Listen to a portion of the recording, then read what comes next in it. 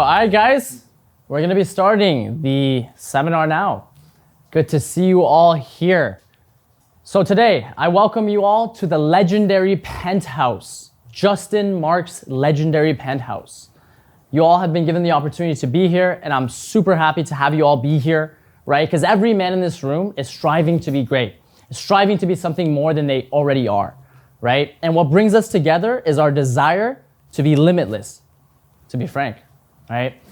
Now, let me give you a little intro onto who I am and my relation with Justin Marc, right? I'm a good friend and brother of Justin Marc for over 10 years. I've known Justin since 2014, and a lot of things have unfolded since then. Justin has been one of my friends who's been, along the journey of personal development, and that's how we really connected. Every man in here wants to make more money and wants to get women, right? And I think if you're a heterosexual man, who doesn't want fucking pussy? You know what I mean? Who doesn't want women, right? And what really formulated, like this penthouse, this very penthouse that you all are in, not sure, I assume most of you know who Justin Marc is. Huge Instagram following, huge social media presence, right? And this all comes from an understanding of branding and understanding of social dynamics, right? This whole journey unfolded for us. The way I even met Justin in the first place was because I was looking to be a better man. I was looking to improve my social skills when it came to, because I had a lot of social anxiety, and a lot of guys in here may also have a similar story, right? So the main point that I'm trying to get to you guys here is on this journey of personal development, I was out with my, good friend who's also, on the same path as me in terms of wanting to be better, wanting to be more social, right? Wanting to overcome and conquer his social anxiety, right? And it was me and Nick that, one night we were out on Adelaide Street before he was even King Street for the bar district, and we met Justin. And, we saw, wow, this guy is fucking incredible. He's the most social guy, he's getting girls, right? What is it that he's doing? And then we connected. Are you running game? Are you practicing this thing? Are you understanding this thing? He's like, yeah, bro, are you? And then ever since then, we connected off this simple fact of wanting to be social and wanting to attract the highest caliber of women, right? And it was a decade-long experience where through approaching the very thing we feared most, which was talking to people, right? I can speak for myself. I was, at some point I had a lot of social anxiety, and then I decided I'm gonna do that thing which I fear most, which is talking to people. I did it over and over and over again. Men, women, doesn't matter who you are, where you are, right? I started talking to people. And then I realized, holy fuck, my identity is malleable. I'm not this shy, introverted guy. I'm actually whoever I choose to be, right? And on that journey, I met Justin, who was exactly the same way. And Justin was one of the most, how do I put it? The most powerful action taker I've ever seen. Ever since 2014, ever since 2015, 2014, right? Justin got on YouTube, he was on Snapchat, he was on Instagram, posting content every single day, right? And through simply doing that, through simply understanding content is king, he created a following, and through offering value to the world, right? An understanding of the mind, an understanding of communication. Because I truly believe if every man in this room mastered the mind and mastered how to communicate, they would solve the vast majority of their fucking life problems, right? Your relationships would be on point, your business would be on point because you know how to persuade, you know how to influence your prospects to see the value of what you offer, right? And you know how to formulate genuine, meaningful, powerful relationships, right? And that's what we were after. We were after, hey, I don't want to just get a girlfriend, get married, fucking like just the story that's given to us. I want to experience it all. I want to see what I'm capable of in terms of relationships, in terms of the amount of money I can make, in terms of who I can be, right? So on that journey, we, at the time, 2014, 2015, I wasn't even old enough to fucking go inside the bar. That was when we were starting out. I was like, hey, we got to fix this aspect of our life, right? We got to fix this thing, which is, talking to women and connecting with them and being able to, make a girl completely obsessed with you. Right? I want to know how to do that. And so I did that thing over and over again. Daytime, nighttime, bar district, not bar district, anywhere, anytime, coffee shop. We were approaching girls left and right. During the daytime, during the night, it really doesn't matter where, right? We were doing this thing which we feared most. And we challenged each other and we empowered each other on that journey, right? And that led to us having several girlfriends over the last decade, several experiences, several, wild things which we wouldn't even perceive to be possible right? And it was just because we simply approached our fears. We approached that aspect of our life which we felt needed an improvement, and we made it better. And over the last 10 years, Justin Marc has been one of the guys who I'm honored to call my friend, my business partner, and someone who's taught me a lot on this journey, right? So with all that said, I welcome you all to the seminar today. You're gonna learn a lot when it comes to lifestyle, when it comes to having abundance, when it comes to women, right? We all should be in a position of choice when it comes to women, right? Nobody should go for the first girl that they're into, right? You wanna be in a position where you have plenty of options and you pick the woman that's most suited for you, right? And I say this journey of what we call game, what we call mastering social dynamics, the highest form of self-development. Because on this journey, what we realized was you have to improve every aspect of your character as a man, right? Having money helps, being physically fit helps, being good looking helps, but having social skills is what really gets you there. Having a strong fucking character, right, is what truly gets a woman to see who you are, to feel attracted to you, and to form a genuine relationship with you, okay? And so that is what we mastered over the last 10 years. Justin's been a dating coach for 10 fucking years, helping countless guys get into relationships, save their relationships, and frankly, many babies were born from the shit that we taught, okay? So with all that said, guys, I welcome you again, and I'm gonna pass the mic on to Michael. Hey guys, very nice seeing all of you. Some familiar faces, some not so familiar faces. That's okay. We're all gonna be knowing each other at the end here. And I'll just start talking about a game, a bit about myself, my journey with game, what you guys can expect, a bit about Justin. So just to give you guys some background, how I met Justin was it was actually my 21st birthday. It was October 2022. And by that time, I'd already had 15 bodies.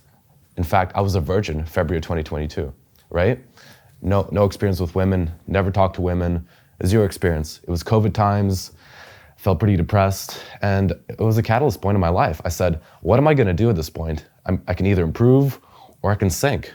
So I chose to do the only thing that I thought was logical. I chose to self-improve. I took that time to really work on myself, make sure that I come out of this pandemic a better person. And fast forward a bit, I met Justin. We didn't initially hit it off, but after knowing each other for a bit, we started hitting it off. We both found out we're both in the game, and I found out he's one of the best in the world at what he does. And initially when he told me that, I was like, you're fucking lying, that's not true. And just by experiencing his surroundings and his environment for the past year, and just experiencing him, I can safely tell you guys that he's the best in the world, not only at coaching, he's also the best in the world at networking with guys, marketing, etc. He's the cutting edge, trust me. I've never met anyone like him, that does it like as well as him. We've had crazy experiences together just from these last couple of years that we spent together. And yeah, it's been crazy. But I wanna talk to you guys a bit more about your guys' game journey. So much like most of you guys, I had obviously a lot of you guys here have experiences. I know some of you guys personally, but when you guys started off, I was a lot like you guys. I had no experiences, zero like experience talking to women, zero experience like having friends. In high school, I had no friends pretty much. I would like have this one group that I kept going to, but they would just bully me. So there was really no point of me socializing in high school, I realized. And once I went off into college and we had the pandemic, I was like, I gotta start making friends because I have a deficit in this one skill tree in life. I look at life as you having a bunch of skills, right? Communication, money, finances, ability to be fit, ability to communicate, etc., all those kinds of skills. And I realized I was not very well-rounded. So what I decided to do was become well-rounded. And that's why I started studying game. And I realized that game is one of the gateway to earning a high rating in a lot of these skill trees. Because just with game, you can unlock finances, you can unlock social life, you can unlock networking, etc. So game is gonna be very powerful for all of you guys. It's the #1 skill I'd recommend for anyone to learn.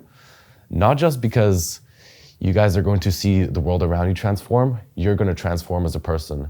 I can confidently tell you that I was not this person 2 years ago. In fact, 2 years ago, if someone told me to give a speech on a whim, like in front of I don't know how many people, 30 people, I'd say, I can't do this. I'm way too nervous. I was not even supposed to give a speech today, but here I am. Anyways, yeah, you guys are in for one heck of a experience here. A lot of what I want to tell you guys about the game journey is it's all time dilation. For example, what I experienced in the last 2 years, it's 10 years of normal people's time. So a lot of what I preach, a lot of what Justin preaches, a lot of what we do is we try to condense experiences like a decade into 1 year. Why do we want to do this? The reason we want to do this is because, number one, it helps you guys build momentum, right? So whatever you guys do, build momentum. We have micro momentum and we have macro momentum. Right now, I have both. Well, a lot of you guys know I go out every single day. I socialize every single day, Monday through Sunday, no matter what, snowstorm, bad weather, I'm sick, I don't care. It's by any means necessary. At this point, it's by any means necessary. I don't care what has to happen. But also there's macro momentum, which is the larger momentum that you gain from your social group, your network, the girls that you're around, etc. And that's why game is so important and time dilation is so important, right? Is because it doesn't just help you build your experiences, it also helps you build your character, right? So the more experiences you have, the stronger your character becomes and the more resilient you become as a person. So imagine you gain 10 years of experiences in 1 year. You instantly become a more resilient person, right? You're now a 30-year-old version of yourself in terms of resiliency, right? So let's say I'm 22 right now and I gained 10 years of experiences, right? That's 10 years of resiliency. So I'm essentially a 32-year-old self in terms of resilience, right? And something I like to do a lot, and I don't know if you guys should do this, but this is something that I do a lot, is I double my age in my head. So in my head right now, I'm 44. Like, what am I doing with my life? I'm 44. I should have my finances in place. I should have everything else in place, you know? I kind of trick my brain into succeeding in that kind of way. And that's a lot of what I think about. It's a lot of what Justin teaches. It's a lot of the game principles that we have, because the external stimulus that you take in from the environment, not just in game, but around any kinds of guys, any kinds of girls, is who you become. The data that you consume is the data that you become, right? So this is the reason why I'm very careful who I choose to talk to. I'm very careful what I consume. I'm very careful about the situations I put myself in, because I know that I will eventually become. Because at the end of the day, we're all human. We're all influenced by our environment, whether you like it or not. We're all destined to become what we surround ourselves with. And I choose to surround myself with Justin, Luis, Aiden. These guys are some of the best guys in the world at what they do. And I've had a lot of different coaches in my time with game. And these guys are truly the best at what they do. No one else puts their money where their mouth is like them. And yeah, these guys are my friends. I'm honored to call them my friends. And we are gonna be on this game journey for a while. So the lifestyle you guys can expect to achieve once you learn game and you embark on your journey, it's gonna be very, very different from what you're experiencing right now. Because what you're experiencing right now, you might not be talking to a lot of people, you might not be networking with a lot of people, but once you start embarking on a game journey, you start to know a lot of people. For example, I know this trainer in the gym that I go to. I had no clue who this guy was. I just struck up a conversation with him, and all I literally did was make him laugh. I just made funny jokes with him, and now this guy trains me every day. So literally, from like not knowing this guy to knowing him, he literally just gives me like free training advice, et cetera, et cetera. Whereas other people have to pay him like $50 per hour to get the knowledge that he's embarking onto me for free. All because I'm making him laugh, I'm giving him good experiences, et cetera, et cetera. And that's all game. That's not even planned. That's not even like, you know, premeditated. I didn't expect this guy to like give me value. It's all about giving value into the universe and not expecting anything back. Because what you want to do is you want to give out value just naturally. Imagine you're just walking through life and you ooze value. You just ooze value. People just want to talk to you. Why? It's because your body language, your openness, people just want to engage with you. Your smile, your demeanor, people just want to engage with you. And that want to engage with you is value itself. I always say that communication is one of the highest displays of high value. So the way you carry yourself and the way other people perceive how you carry yourself is one of the most important things, because that's a gateway to a lot of success you guys are gonna have. So yeah, it's not about who you know, it's about who knows you.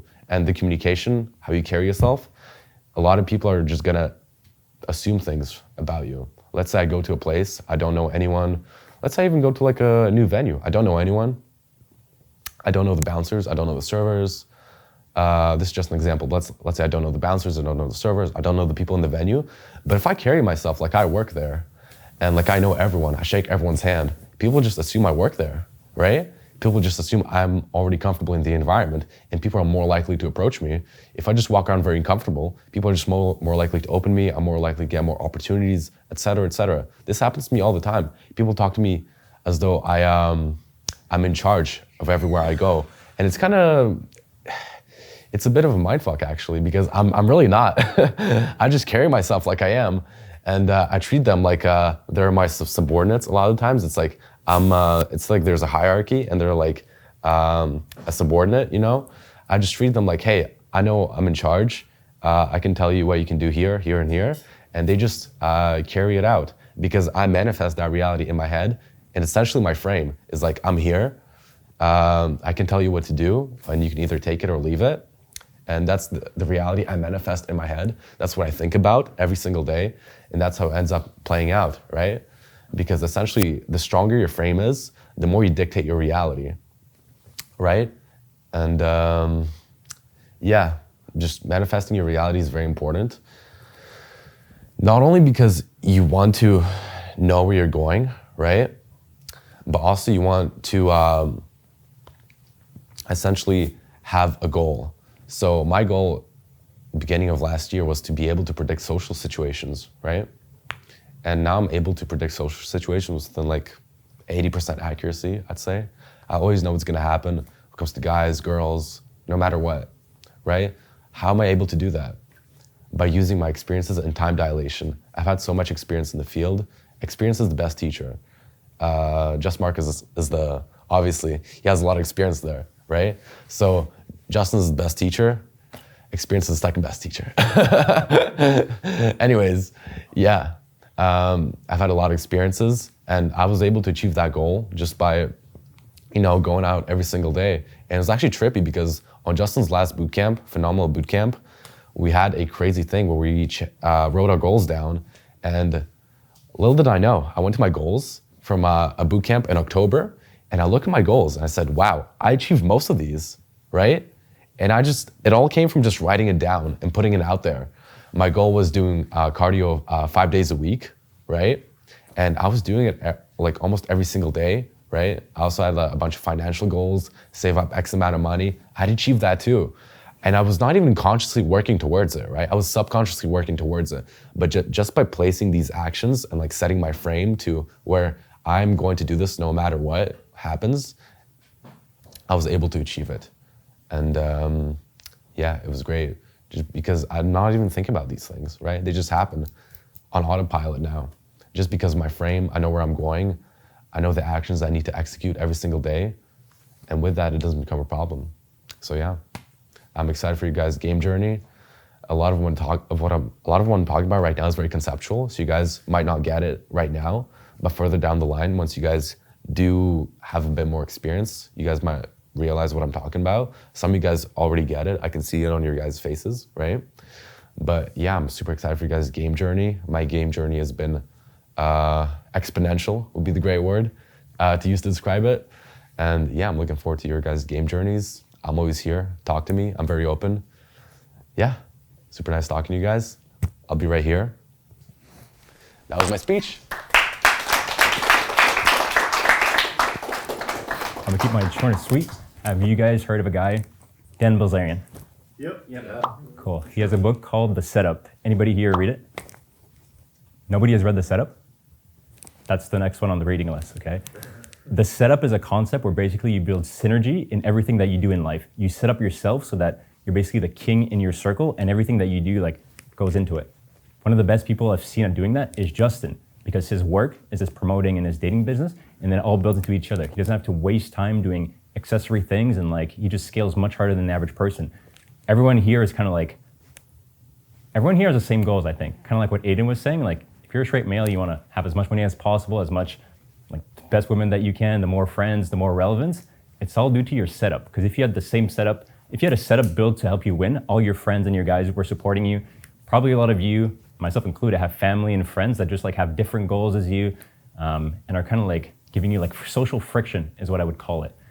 There's 4 levels of like social networking things that you can use. You can use access, you can use relationships, you can use money, and you can use content.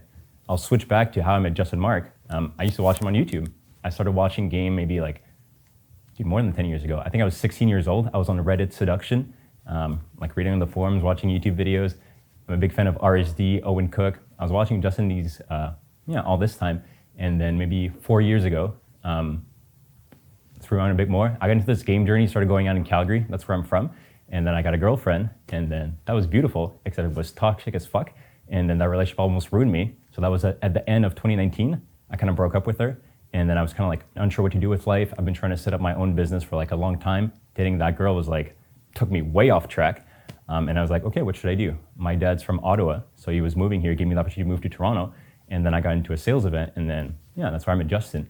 And then funny enough, I started doing like photography because I moved here. I was like, okay, what's what I'm trying to do? I'm trying to get laid. How do I get laid? Sure, online dating, let's try that. My dad had a camera, started taking pictures of myself, and then I became a Tinder photographer because I leveraged that. That's part of my setup, My skill set became my money set and then became my career.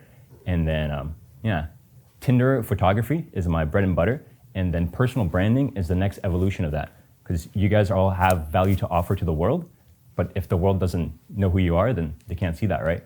Maybe some of you guys know this if you read the book, but Dan Bilzerian was actually like, nobody knew him before. He was just a rich guy, he played poker, and then he hired a guy named Jay Rich to basically film his life and document it, and then that's how you guys all know about it. Because before that, he was just a random guy like spending money and doing stuff. There's so many people that do this, but then it became his setup. And then a lot of people think he's like paying the models, doing stuff like that, faking his lifestyle. But once you're in the lifestyle and you see like nothing is an accident, things just build onto each other. And if you're not building that synergy, you're wasting your life and you're wasting your stuff. There's a reason why Justin is like a great example because that's how I know of him and how you guys all know of him. Dan Bilzerian is the top guy here, but then the one level above this is Hugh Hefner. He's the guy that kind of started this whole thing with the Playboy magazine in the 1950s. Before that, like flexing about women and stuff was not done well. This is literally the history of like game and culture that we're here, So personally, what I recommend is you kind of dial down, what your mission is in life, and then you use these 4 things, the 4 buckets, your access to like events, the people that you know, unfair advantages that you have access to, I would use that, the relationships that you have, and then media. Media is how everything's done these days. Media is not a hobby, okay? Media is what connects us to every single person in the world. I think internet penetration is like 92%. So on Instagram right now, I think you have access to 400 million people a month. So if you're not posting content and somebody else is posting content daily, like they're becoming more and more relevant by the day, and you're becoming more and more irrelevant by the day. Because now with AI and stuff, it's so easy to do content that like that's the game, And so for all you guys, that's what I recommend. Like take your Instagram and your media seriously because it'll potentiate your game and your business. This is not only for just like women, but this is for money. This is for like causes that you talk about. I switch it up to people because the objection to people that give me that is like, oh, that's so materialistic in this. Dude, if you wanted to like become a religious figure or like do some causes, do charity, social media and Instagram and TikTok and YouTube are your best bet to do that, And then YouTube like pays you. Like it's like a great business. If you learn these skills, Luis is gonna talk more about that. Justin's gonna talk more about that. Your life will change forever. My life has changed so far. That's how I got here. And in my experience, there's no accident in life. 2 months ago, I have a client, Munir, who Centurion works with. He hired Mystery. I don't know if you guys know Mystery, the dating coach. Yeah, I met the guy, phenomenal person. And then there was also a guy there who's like a social circle coach. I'm like, why is this guy here? He was a guy that used to work for RSD, Luke. And I'm like, these things are not accidents. People that network and take this shit seriously, they usually end up meeting each other. Because most guys don't take their life seriously. They just kind of like half-ass everything. If you half-ass everything, remember the competitive thing? Like, I think you're not going to get much results in life. Like, everything here is very competitive. I'm sure you guys know Toronto is one of the most lonely and like hard-to-date cities in the world because like, I think it's just different circles and stuff. There's so many different things intertwined and like, we have to all fight for it. See how you guys here, we all have different cultures, different ideas, different religions, I'm sure. And the thing that all unites us is this mission and this content and the setup fundamentally. That's why we're all here, We all have like ambition, hopefully. Hopefully you guys are not putting time and effort and game into into your Saturday to like get like mid-level results, right? Most guys just want mid-level results. They're just in pain and want their pain to stop. They just want a little bit of money, a little bit of girl. But dude, guys, I would say like I call my company Royals because I think like I'm a king, and I think everyone can be a king and like be in charge of his own like life and path, right? What helps you to do that is the setup. If you don't have your setup built properly, once again, you're just losing energy and friction. But if you do it properly, then your life just aligns into beautifulness. That's been my experience so far. My life has completely changed. I'm a League of Legends player. I used to be a Challenger Pro player. So like, 5 years ago, I was in my basement like playing video games. Now like, not in a basement anymore, but like life's doing good. My goal with this setup and how I think it can change your life is like, instead of like this kind of like chaotic thing where you're not sure what to do next for both your money and your girls and you're just depressed, low self-esteem, it turns into literally like a game that you can like put more effort depending on what you're trying to do. Once you understand the setup, life becomes easy, and then you can kind of like what Michael was saying, it's kind of like little skill trees that you can invest in. Sometimes you have a period where you're trying to make more money. Sometimes you have a period where you're trying to work on your health. Sometimes when it's nice and sunny outside, you're trying to work on your dating life, have some women in your life, Now is the perfect time, in my opinion. It's spring, it's summer. I think people are kind of like pent up. It's time to get this started. Let's build some momentum and then build our setup, guys.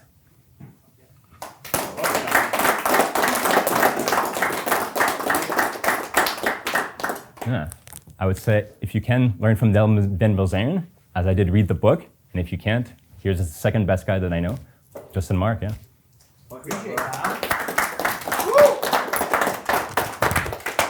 Thank you guys for the kind words. I really do appreciate it, boys. I really appreciate it. I met Kyle a few years ago. Kyle was a whole different person when we first met. Kyle, I don't know where you were at in game when we first met, dude. But you're like a whole different... Yeah, I find Kyle really interesting because he's like a hardcore introvert. He's like probably the most introverted guy I know. But he's still getting pussy. He's still banging all these girls.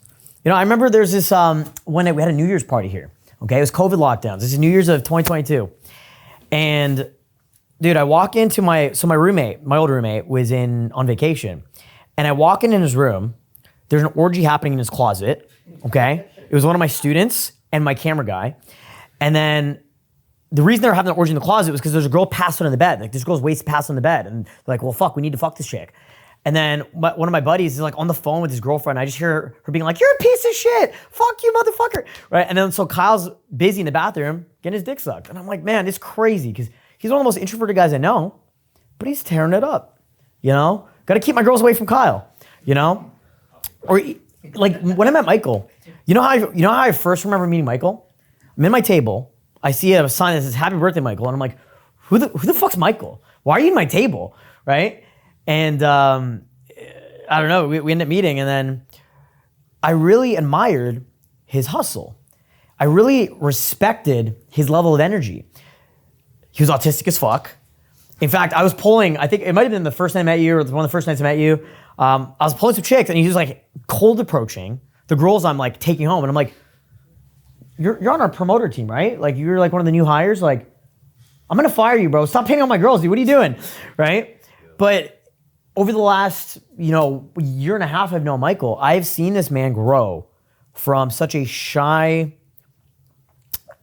docile, wholesome dude to this absolute beast with women. To the point where he became my personal wingman. He has a key to my fucking house, right? He'll call me on a Wednesday at 2 a.m. He's like, yo, I've got 3 hot girls in your lobby. I'm coming up right now. I'll be in bed with my girlfriend. And he'll just bring up girls, and I'm like, sweetheart, one sec, I'll be right back. I'm gonna get some water. And I just go out, my girlfriend's sleeping, and like next thing you know, like I'm making out with the chick on the balcony while my girlfriend's in there, right? It's ridiculous. And it really blows my mind how any single one of you guys can go from being a guy who might have social anxiety, maybe haven't gotten laid in the last 6 months, maybe haven't gotten laid in the last 6 years, right? To being a guy who's getting amazing results with women, living the lifestyle that everyone wants to live, okay? Having immense amount of confidence and using that confidence for all other areas of your life, whether it's friendships, whether it's business, right? Whether it's just clout chasing. That's the one thing I've been doing the last few months, just being an idiot, just posting the dumbest shit on Instagram, right? That I can think, I just sit around all day thinking like, how can I just generate more attention just for fun, dude? Like just, for me, it's like a hobby, And then like I ended up doing 300 million social media views in 3 months. Right? I wrote down a goal on July 17th last year that I want to hit 100,000 Instagram followers, right? I did it in about 2 months.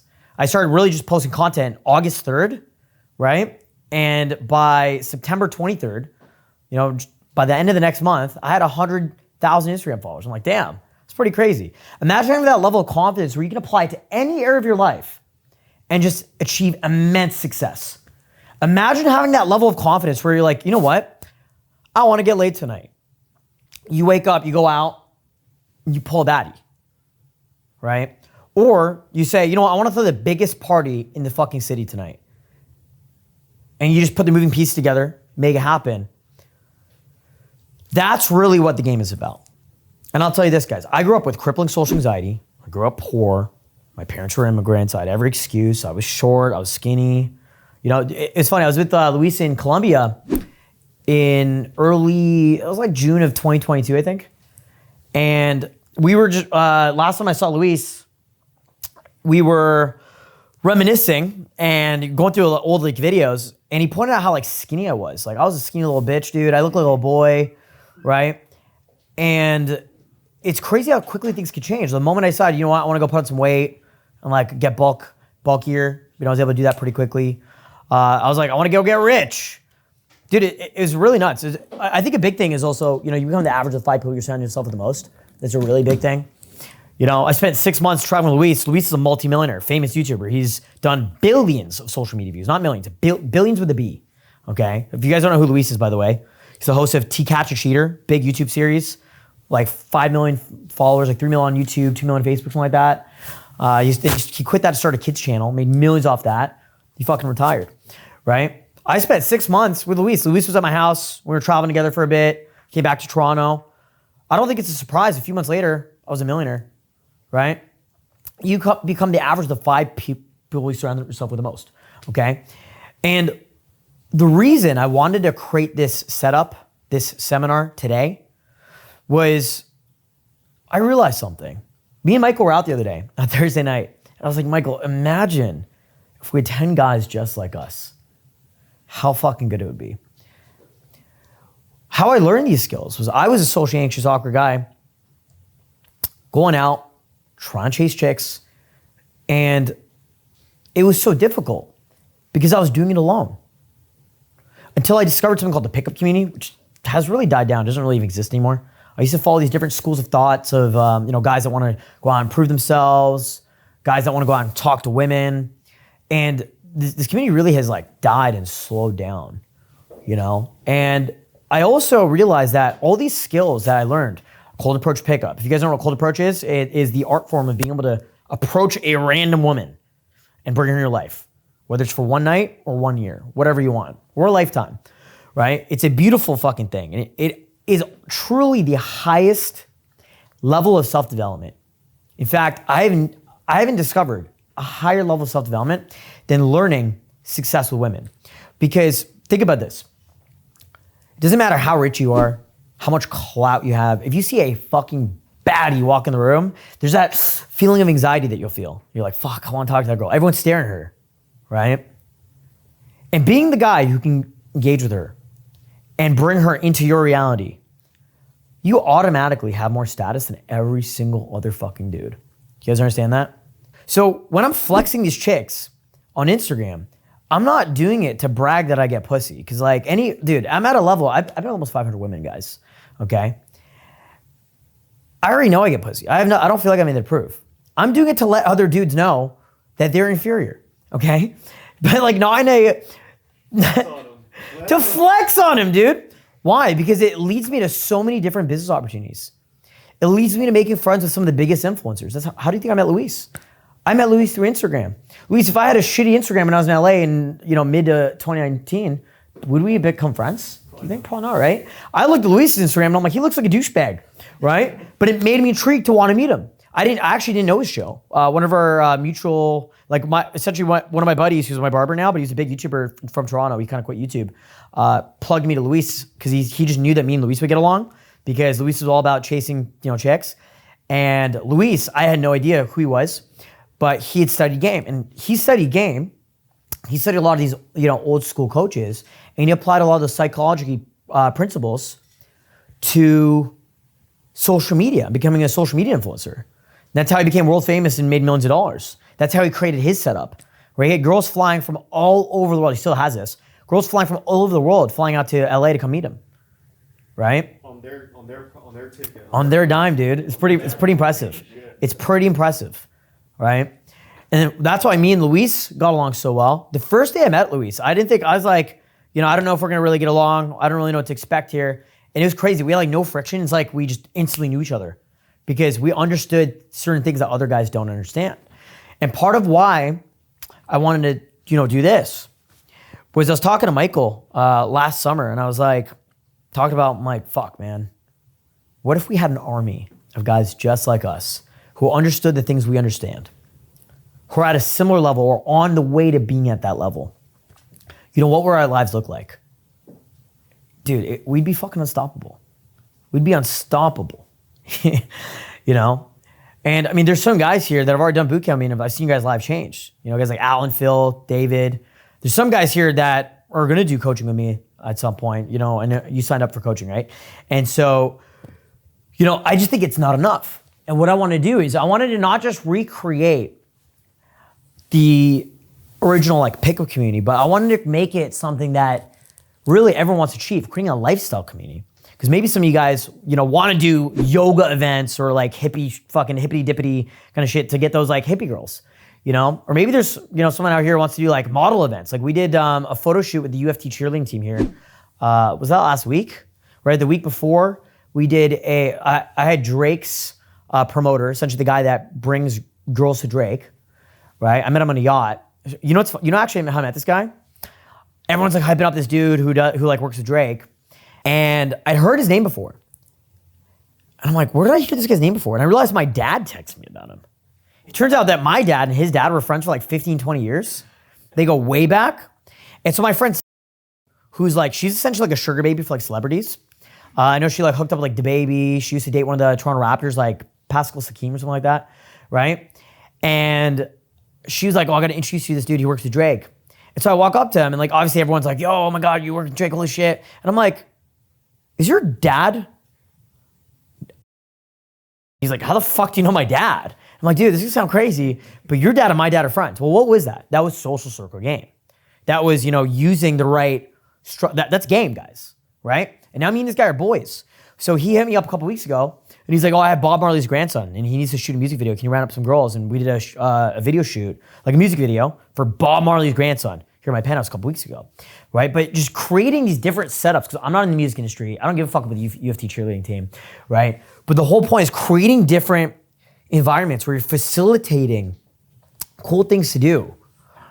It's called creating a dominance hierarchy, right? So I've done it with club promoting, right? I mean, that's been my favorite thing, just throwing parties, throwing different events, because I love throwing parties. I'm insomniac as fuck, right? If I'm not out at the club, I'm up till 6 a.m. anyway, playing Fortnite or hanging with some chick or like Tinder date or whatever, right? So I like doing the nightlife stuff, right? For me, I don't even drink. I haven't drank in 6 years, right? But I love doing the nightlife stuff because it's fun, you get to network, it's high energy, right? All the stuff that are very complementary to my personality. So I want you guys to all think about what are some things you can do in your own life that you can actually create some sort of setup and lifestyle and offer value to each other and the world, right? And these things are great because you can make money off it. Dude, I make an extra 6 figures a year just doing parties and stuff. It's pretty simple. I don't even think about it. It's very, very simple for me to do that. And I don't really give a fuck. I want to get out of it because I think it's a waste of time, to be honest. I'm getting older too. I'll be 29 this year. I want to transition out of that. So we have a lot to share with you guys today. So I'll give you guys a little bit of background of who I am, okay? Because does anyone here not know who I am? Oh, that's cool. So everyone knows who I am. So I'm a dating coach, nightlife host. We pretty much run the top nightclub promoter company in the city. Like even with the nightlife industry dying down, right? We're still bringing out fuck tons of chicks every weekend. Last summer, we were bringing out 200, 300 girls a weekend. Friday, Saturday, Thursday, Friday, Saturday. It's pretty cool, right? Like Monday, we're doing a yacht party. So on Thursday, me and Michael were running around doing cold approach. We ditched the club and the table stuff we had set up, and we just did cold approach. We went to like 6 different venues. We're just running around. And like, imagine, it's crazy because like, I was doing cold approach 10 years ago at the same fucking clubs. The difference is like now I'm like an influencer, millionaire. I've got yacht access, I've got the penthouse. It's fucking awesome. Dude, I literally feel like I'm taking candy from a baby. Like it's just so, I was telling Michael, I'm like, dude, I feel this is immoral. I feel like I'm cheating. I almost feel like doing cold approach is like cheating because it's too fucking easy. It's almost like, I feel like I'm doing something immoral and wrong because it's too easy with everything I have and all the acts I have and like the character I've developed in the game I have, but it's pretty insane because like even do cold approach, dude, we're still getting results. To the point where if I do cold approach, dude, well, like it almost comes off unrelatable. Girls will be like overwhelmed with meeting me, and I think it's pretty awesome to be able to do cold approach at that level. But you don't even need to be at that level to do cold approach. The beauty of cold approach is you can actually leave your friends, family, work, whatever kind of default lifestyle or day-to-day you have, the matrix that you live in. The beauty of cold approach, it's the first escape of the matrix. Because it doesn't matter what religion you come from, it doesn't matter what kind of default community you have, it doesn't matter what your default lifestyle is. You can escape that social matrix that you're stuck in, and you see a hot girl walking in the street, and you can just walk up to her and start a brand new relationship. I was in Mexico City in 2020. I met this chick in the street, walked up to her in the middle of the day, started chatting with her. Next thing you know, she's my girlfriend. Next thing you know, she moved into like the penthouse I was living in Mexico City. I'm thinking, this is fucking crazy. Like this girl was a stranger. Next thing you know, we're traveling the world together. And it turns out, I didn't realize until like a month after dating her, she was a famous actress, right? She was on a famous show called La Rosa de Guadalupe. It's a very popular Latin TV show. She's a TikToker, she has a few 100,000 followers. I'm just thinking, like, how crazy is that? That you can just cold approach a random girl. Back then, dude, I didn't have like the level of clout I have, right? And even if I like had like a lot of YouTube followers, it's like 97% male audience. If girls even looked at that, they would be upset. They'd see like thumbnails of me making out chicks or like crazy like sexual like content. They're like, what the fuck is this? You're a fucking piece of shit, right? So if anything, I was fighting an uphill battle. I always tell like Michael, I'm like, Michael, man, if I just deleted all my like fuckboy content and I just post like wholesome like shit, like me doing charity or me like holding puppies and stuff, dude, I would be tearing it up. I'd be tearing, like, I don't know if it's even possible to like fuck more girls than I do. Like me and Luis went to South America doing it for the content, And then like, obviously all these hot girls, they're just down. And no, we didn't have to pay them. No, they're just random hot chicks from Tinder that are Tinder dates. I set up a whole script that like, message 4 was like, hey, we don't like prostitutes. That's not why I'm here. I just want to meet you, right? So we had all these baddies coming over, like wholesome college chicks, Tinder girls, girls from Instagram ads, right? It's really crazy how you can recreate any sort of setup. I didn't even go to the club when I was in South America. The whole time we were there for a full month, like, I think we went to a couple venues. We checked it out and we're like, oh, this is lame, fuck that. We only spent like one night where we were really clubbing and I wasn't really into it. I was just on my phone most of the night, So like, I know you guys see the nightlife stuff or all my content. Dude, it's really about developing the skill sets so that you can execute on opportunities when they present themselves. So if you are in South America, you understand how to do it there. Or if you are, doing Daygame in LA, you understand, there's hot models walking around. Let's go do cold approach or in Miami, South Beach. Or maybe you'll be out in Toronto in the summer. And there's always hot girls going to like festivals and you'll understand how to do cold approach. Or maybe you find an opportunity to join a club promoter team, such as my own or someone else's, and you want to actually do something there, right? So it's pretty amazing learning game at this level and what it can teach you. So I don't know how much you guys know about me. I'll give you guys some background about me. So I'm a data coach. I'm a leading expert in the city, in the country. One of the top leading experts in the world when it comes to cold approach, pickup artistry, night game, day game, all that fun stuff, right? And I've been with almost 500 women, okay, which is pretty cool. That's not including like girls that didn't close. That doesn't count like girls that suck my dick and like, I don't count it. So like total polls, like probably over 1,000. Between me, Luis, Michael, Aiden, definitely in the thousands. It's pretty fucking insane how much, shared experience we have. On one of the last boot camps I did, I was looking around at my friends who were there and I was like, oh dude, between, me, Matt, Aiden, Michael, I was like, dude, we've fucking been with over 1,000 women, right? And then like, there's guys that are like virgins. They've never been with a girl in their life or like been like one girl ever, or like 5 girls in their life or 10 girls. It's pretty insane when you look at the relative difference, right? And the whole point of that, it's not to brag, it's not to flex, but it's to really realize coming in a mastermind kind of operation where you're just like so immersed in that and you realize the possibility of where you can get to. Because if you want to learn, you got to immerse yourself into a mastermind, right? If you want to get really good at business, you just got to surround yourself with high-level business people. If all your friends are millionaires, what do you become? You become the next millionaire, right? So for the last many, many years, I used game and Soul Circle game to make friends with millionaires. That's what I did. I found the top people I want to be friends with, right, who run the top businesses and just pick their brains, right? And I became a high-level entrepreneur, right? I became friends with the top influencers I want to be friends with. And then I learned what they did, and I became a huge social media influencer. This is not an accident, guys, right? And also I used Soul Circle game to become friends with the top guys I know, with not even like pickup guys, just guys who are really good with girls. You know, the other night you saw me talking to a man who's 40 years old, and like I know Michael's thinking, why the fuck's Justin talking to this fucking creepy old guy? But I knew this guy's, I mean, first of all, he's a yacht, and like, I'm not trying to take value or anything like that, but I just know he's a good connection to have. Anyway, so I'm talking to this guy, and the reason I'm talking to him is because he's got over 1,000 bodies. I'm just curious, I want to pick his brain and, you know, talk to him about, you know, what his experience in games has been like, or experience with women has been like, right? And so it's really important to surround yourself with high-level people who are where you want to be, you know? I actually cured my social anxiety and depression using these skills. I grew up with crippling depression, dude, and horrible social anxiety, like horrendous. And it still comes back sometimes. But let me ask you a question. How can you be depressed when you have two hot 21-year-old blonde girls sucking your dick? You know what I mean? It's pretty difficult. When you're best friends and you're pulling these bitches, like, pulling girls to me is boring at this point. To me, it's like watching paint dry. Like, I don't give a fuck, right? But seeing my buddy on a chick, right? And I'm like, cool, I'll play the wingman. And then we pull these girls, I'm just running game. Next thing you know, I'm nutting this chick, right? That was last night. It was great, you know? And I'm telling her, like, I'm gonna make you my girlfriend. And then, like, for the rest of the night, I ignore her, right?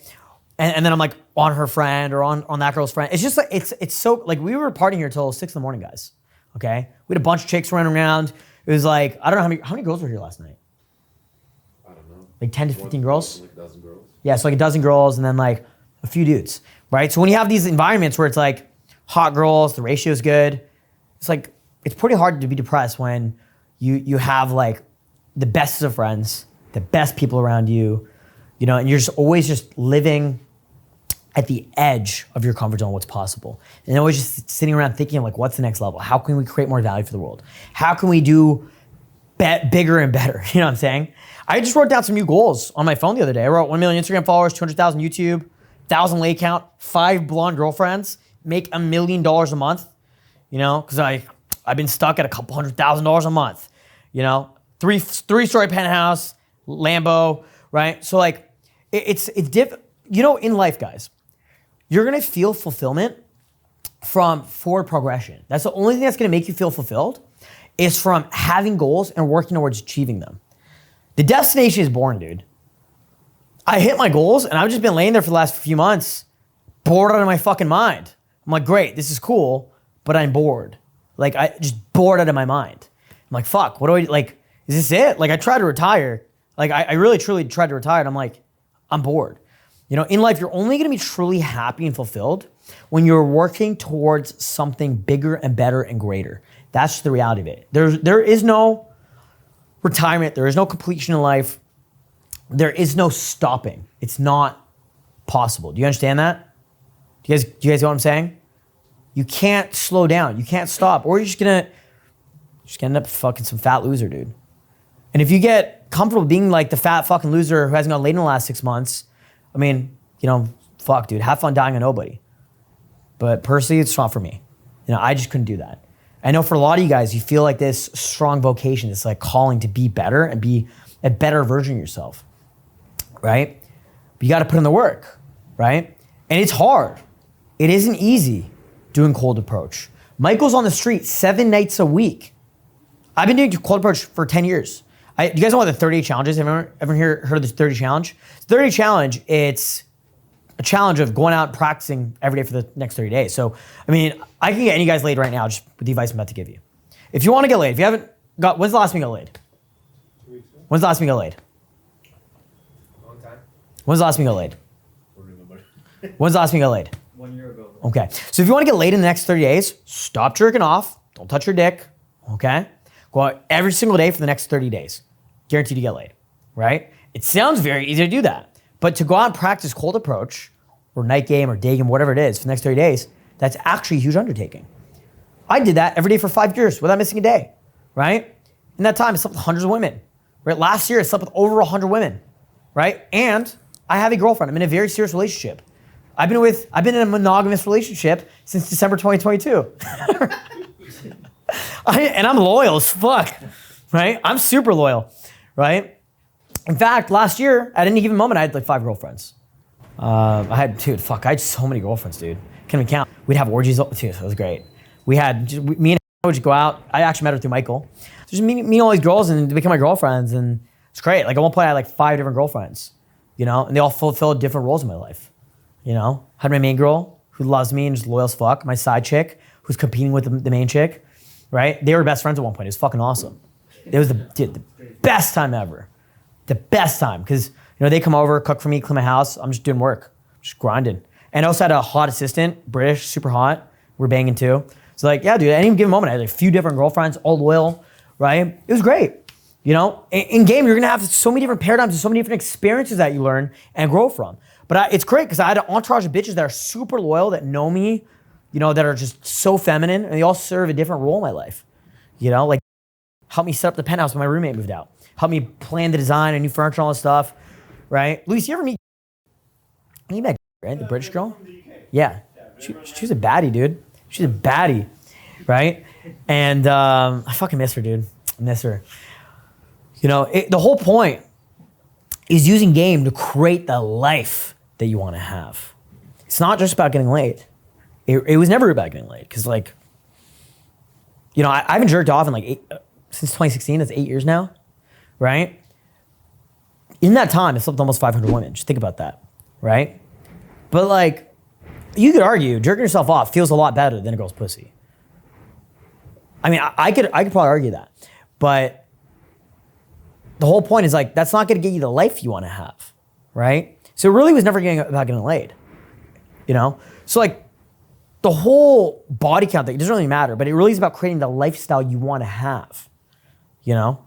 That's really what it is, okay? And for me, it was about curing my social anxiety and curing my mental issues. And you know what I realized? I realized a lot of this stuff I learned and teach my students paralleled cognitive behavioral therapy, right? Which is the actual cure for social anxiety, depression, OCD, ADHD, all these things, right? I found that so interesting, right? And by the way, if you guys don't know, I have like over 1,000 free YouTube videos where I talk about stuff exactly like this. I've actually turned my whole YouTube channel from like travel videos and like lifestyle content to just like seminar speeches where I just talk about this shit, right? And just so you guys know, I've coached over 1,000 guys in over 50 countries, and I turned this into a 7-figure business, right? That means you make over $1 million a year teaching these skills, right? And also I just for shits and giggles became like top club promoter in the city, just for fun. You know, it's crazy, right? Because when I started nightlife many, many years ago, I was broke. I was fucking broke, right? I'm pretty much retired now. M's in the bank, and I still don't like paying club cover. I get offended at the thought of me having to pay club cover, because back then I was so broke. So what I would do is I would just try to offer a lot of value to the venues, so they let me in for free, or find club promoters so they let me in for free. Similar to how I let, you know, the guys on my team or the guys that offer me value in for free, right? Because, you know, club cover can be like $20, $50, whatever it is, right? I don't have to pay club cover. But the other night when we're out, I'm just like investing in myself. Like, did I want to spend the $12 on entry to this random venue? No, I didn't. But I see it as an investment, because I'm like, okay, if I even meet one hot girl or one awesome social opportunity, you never know how it could change your life. This could be the future mother of your kids, okay? This could be, you might meet a guy who ends up becoming your new business partner or best friend, right? I met Aiden on the street outside a club all those years ago. Phil, when I first met you, before you did coaching with me, was it difficult to meet lots of girls? And I mean, I'm just curious your opinion. Like I didn't have any. Okay, but it wasn't really that hard to learn game, was it? No, it wasn't that. Theoretically, it wasn't that hard, but having someone like you to just push. Okay. You know, and having a setup ready.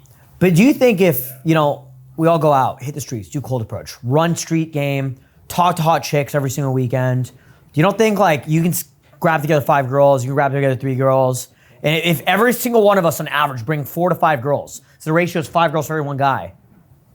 There's 20 guys here. It's 5 girls each, right? That would be fucking the best party ever, I've dude. seen it happen.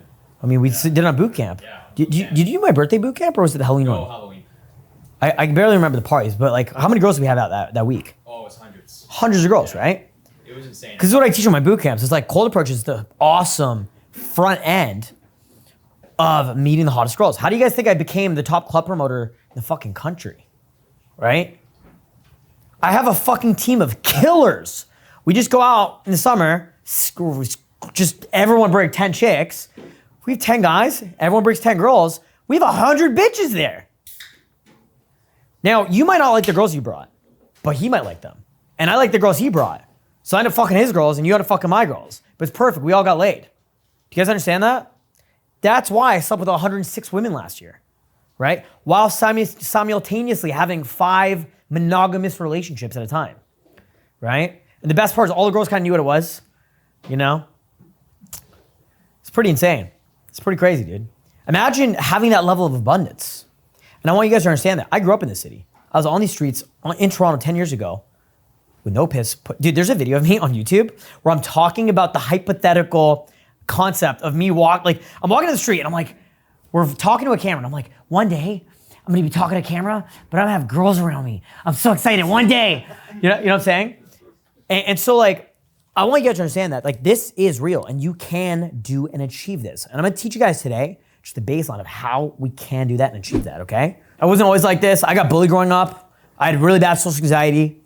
And, you know, I was really bad. Dude, I didn't kiss a girl till I was 17. I want you guys to understand that. That's why I lost my virginity, right? I used to have panic attacks from dude, I remember I used to go to school and there were like, there's girls that knew me, like it's girls I had met before. And it's like to see them again on a different day. It's like to talk to them. I'm like having panic attacks. It's like the girl in my math class, I could talk to her when she's next to me. But then if I see her in the hall, I'm like, she says hi to me and I'm just like looking away and she thinks I'm an asshole, right? And I'll go home and like analyze and have panic attacks about it. It's fucking retarded, right? And I used to, you know the reason I don't drink is because I pretty much became an alcoholic because I couldn't deal with the anxiety. I just couldn't deal with the fucking anxiety, you know? So I want you guys to understand something. I had every reason not to succeed with women. I had every reason not to succeed with dating beautiful women, okay? I want you guys to really take that in. I'm 5'4", I'm an ethnic minority, you know, I got bullied, I had depression, all that stuff, right? So today, I'm just gonna give you a rundown of what you're gonna learn, okay? We're gonna talk about cold approach, social anxiety, the mindsets to succeed, right? Finding a wingman, how to get laid actively from cold approach pickup. You almost think of this as like a mini boot camp, okay? I charge $20K per client, well, closer to $30K per client to learn this shit. I want you guys to understand that. I want you guys to really take that in, okay?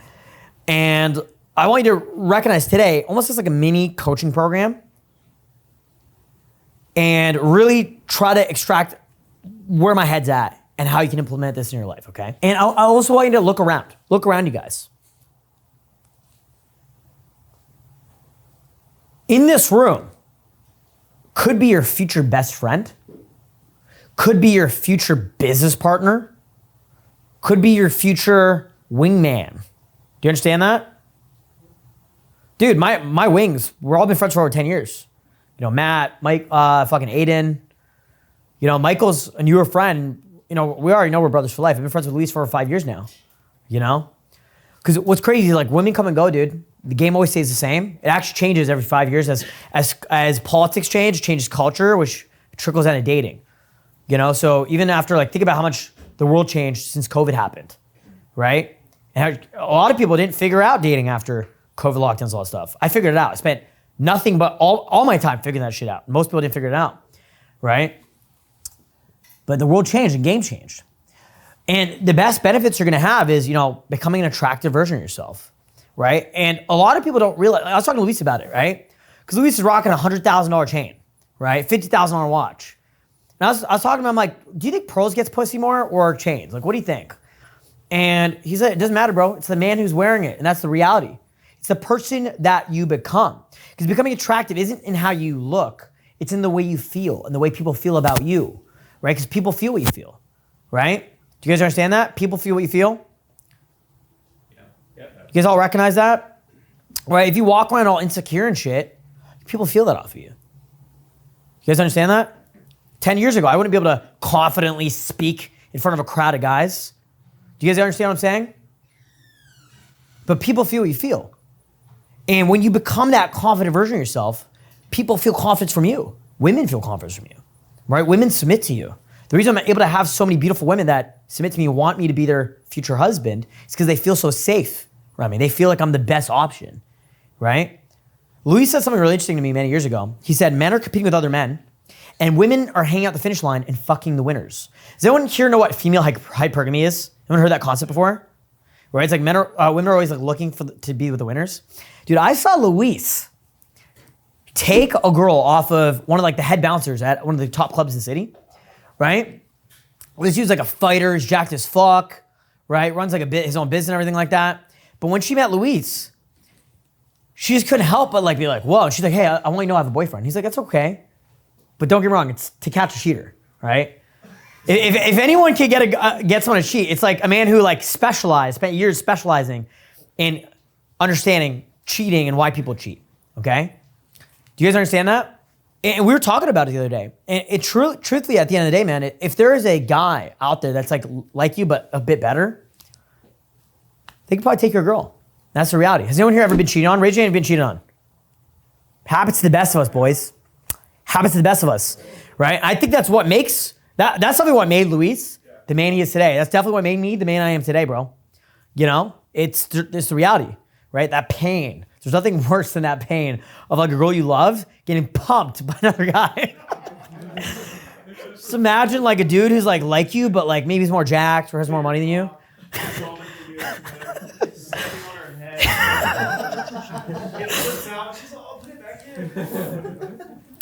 I know for a fact one time I called my ex-girlfriend and the dude was in the room. The man was in the room. Oh, fuck. Yeah, dude. What do you think I did to me, dude? That year, you know what I did? I moved to Mexico and had a media scandal in her country. Because this girl lived in Mexico. I moved to the capital city in her country. That's how much pain it caused me. Like I did this subconsciously. Like I didn't realize I was doing it, but I kind of knew I was gonna do it because I used to tell myself, she's gonna see me on TV. No! Like I was so angry. Started dating a woman who's a famous actress on the most famous TV show in her country. So I was dating a famous actress and I became infamous. I got myself canceled so she would see me on TV. That's how much pain it caused me, right? And that year I broke up with her, slept with over 100 women, moved to LA, became friends with a bunch of influencers, traveled the world. It pushed me to become the best version of myself, you know? And then eventually I got the phone call. I made a mistake, I'm sorry. I want you back. Come back and see me. I'm like, no, block. Pfft, never talk to her again. You guys understand? By the time she comes crawling back, you won't want her, right? Because the person you become. You guys understand that? Another thing you're to learn is how to network. Because cold approach isn't just about the girls getting laid. It's about the men you make friends with, the networking capabilities you have, right? Dude, pretty much everyone I know or I'm friends with is either like a millionaire or an influencer or top in the world game. Besides that, I don't really have friends outside of that. It's like I have like friends I grew up with. We don't really see each other that much. You know, I mean, you know some of them from church, right? I found out that Phil, who did boot camp with me, goes to church with people I grew up with that I haven't seen in many, many years. Yeah. Like I didn't see Daniel for like 10 years until I saw him on my brother's birthday back in September, right? And it's crazy, right? Yeah. Right? Or, you know, like pretty much like the only people I know are like very successful guys, right? So your network increases, right? Your social status will increase. This is another huge benefit you'll get from actually learning game at the highest level and practicing lifestyle development. Do you guys understand that? And I want you to understand that game is the fundamental. A lot of people want to develop their lifestyle, but game is actually fundamental. There's a lot of guys that I know that most people have no idea that they came from game. A lot of the top club promoters in the city, they came from game, right? I know a dude who runs like fashion events in the city. He was like a student of like one of my students pretty much. Right? And I just find it insane. He runs these like really high-end fashion shows. He's like big, brings out a big crowd now, right? And nobody knows that, you know, he learned game. I want you guys to understand that this is a skill set. And if you want to succeed, you must dedicate yourself to the process, right? Everyone wants money. Everyone wants pussy. You don't just snap your fingers and get it. I mean, I do, right? But it's because I learned this skill set, right? Truly, I've learned the skill set of how to make money. Dude, I can just wake up and I'm like, I'm bored. What do we do today? I don't know. Should we make money today? Okay, cool. Let's make 5-10 grand, whatever. Right? Dude, Dude, last year, every day I'd wake up, I was just bored, right? My roommate moved out. I had a new girlfriend. She's at my house all day. I was just like bored. I'm like, what do I do? I'm like, all right, I'm just gonna not eat until I make $10,000. You know, that's kind of like my day-to-day routine. You know, after like 6 months of that, you know, stacked another mill. I'm like, you know, let's just have a fun summer. And then just did yacht parties all summer, had orgies every weekend. Like Thursday to Sunday, just like orgies. Monday, Tuesday was like recovery, hang out with my girlfriend. You know, that's pretty much my summer last year. You know, but it is a skill set that you guys don't have that skill set yet. So you have to put in the work. And there's times where I've been losing that skill set. I'm like blowing up Michael's phone. I'm like, dude, I feel like I'm getting like social anxiety again. Fuck. He's like, yeah, bro, if you don't use it, use it. Come out, right? So last night, on Thursday, we're just out hitting the fucking streets, crushing cold approach, right? And I'm like, I was like, almost like, Michael, what the fuck? I don't have approach anxiety. This is so crazy. And he's like, yeah, bro, because you're in a different environment and you know, you're obviously 10 years in game, right? I want you to understand something. This is very similar to entrepreneurship or martial arts or any path of mastery. If you want to get really good at lifestyle development game, it's, you know, you put in the time.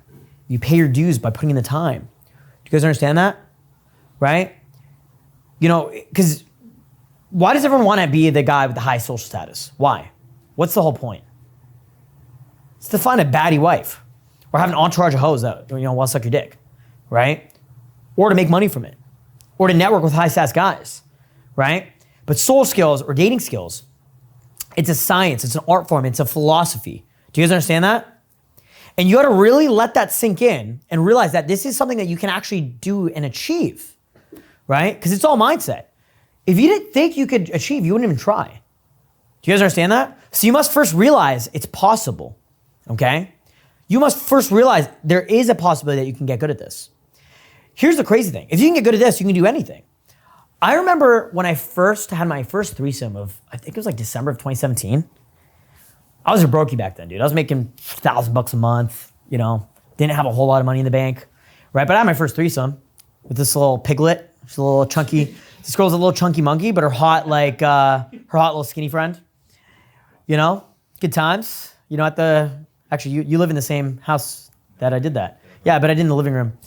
Because I had a bed in the living room. I hadn't earned it, dude. I was a brokey, dude. I told myself until I get my business off the ground, I sleep on a mattress on the floor in the fucking living room. You know? After I had some money coming in, I was like, okay, cool, I'll buy a bed frame. You know what I mean? Right? I hadn't earned it yet. Now I live in a 2-bedroom penthouse with 2 king-size beds by myself, right? But the whole point was, I remember having that threesome, and I was like, wow, if I could have a threesome, maybe I could go on one day to make 6 figures, right? Understand that if you can get good with game, good with girls, you can get good with anything. Same thing like entrepreneurship. You know, maybe some of you guys are high-level entrepreneurs and you got good at entrepreneurship and you're like, well, if I did this, I can get good with girls, right? So, you know, success in one area of your life bleeds into other areas of your life. And I want you to understand that if you get yourself, and by the way, success is all relative. I want you to understand something. Do not compare yourself to me. Because like, you know, I've been like depressed for the last 3 months. You know why, guys? It's because like, I want you to understand something. With the level I'm at, I realized for me to get to higher level success is like, I gotta make $1 million a month and buy a fucking Bugatti or fucking do like 1 billion social media views or get to 1,000 lay count. I'm like, fuck. Like that's the next mountain to climb for me. And it's like, but there are also small wins. Like there's small, like success could just be like making a new friend, getting out of the house to go to a networking event and a cool after party at a fashion show, right? It could just be getting out of your comfort zone. And do you think, for some of you guys, just showing up here today might be out of your comfort zone. So, you know, congrats. So if you want to develop a cool lifestyle, you got to practice the lifestyle every day. So if it's nightlife, you got to go out every day and network, right? If it's, you know, creating cool business events, you got to like immerse yourself in that world. When Luis was making millions of dollars running a kids channel, Luis, how much hours a day were you putting into it? It was my whole life.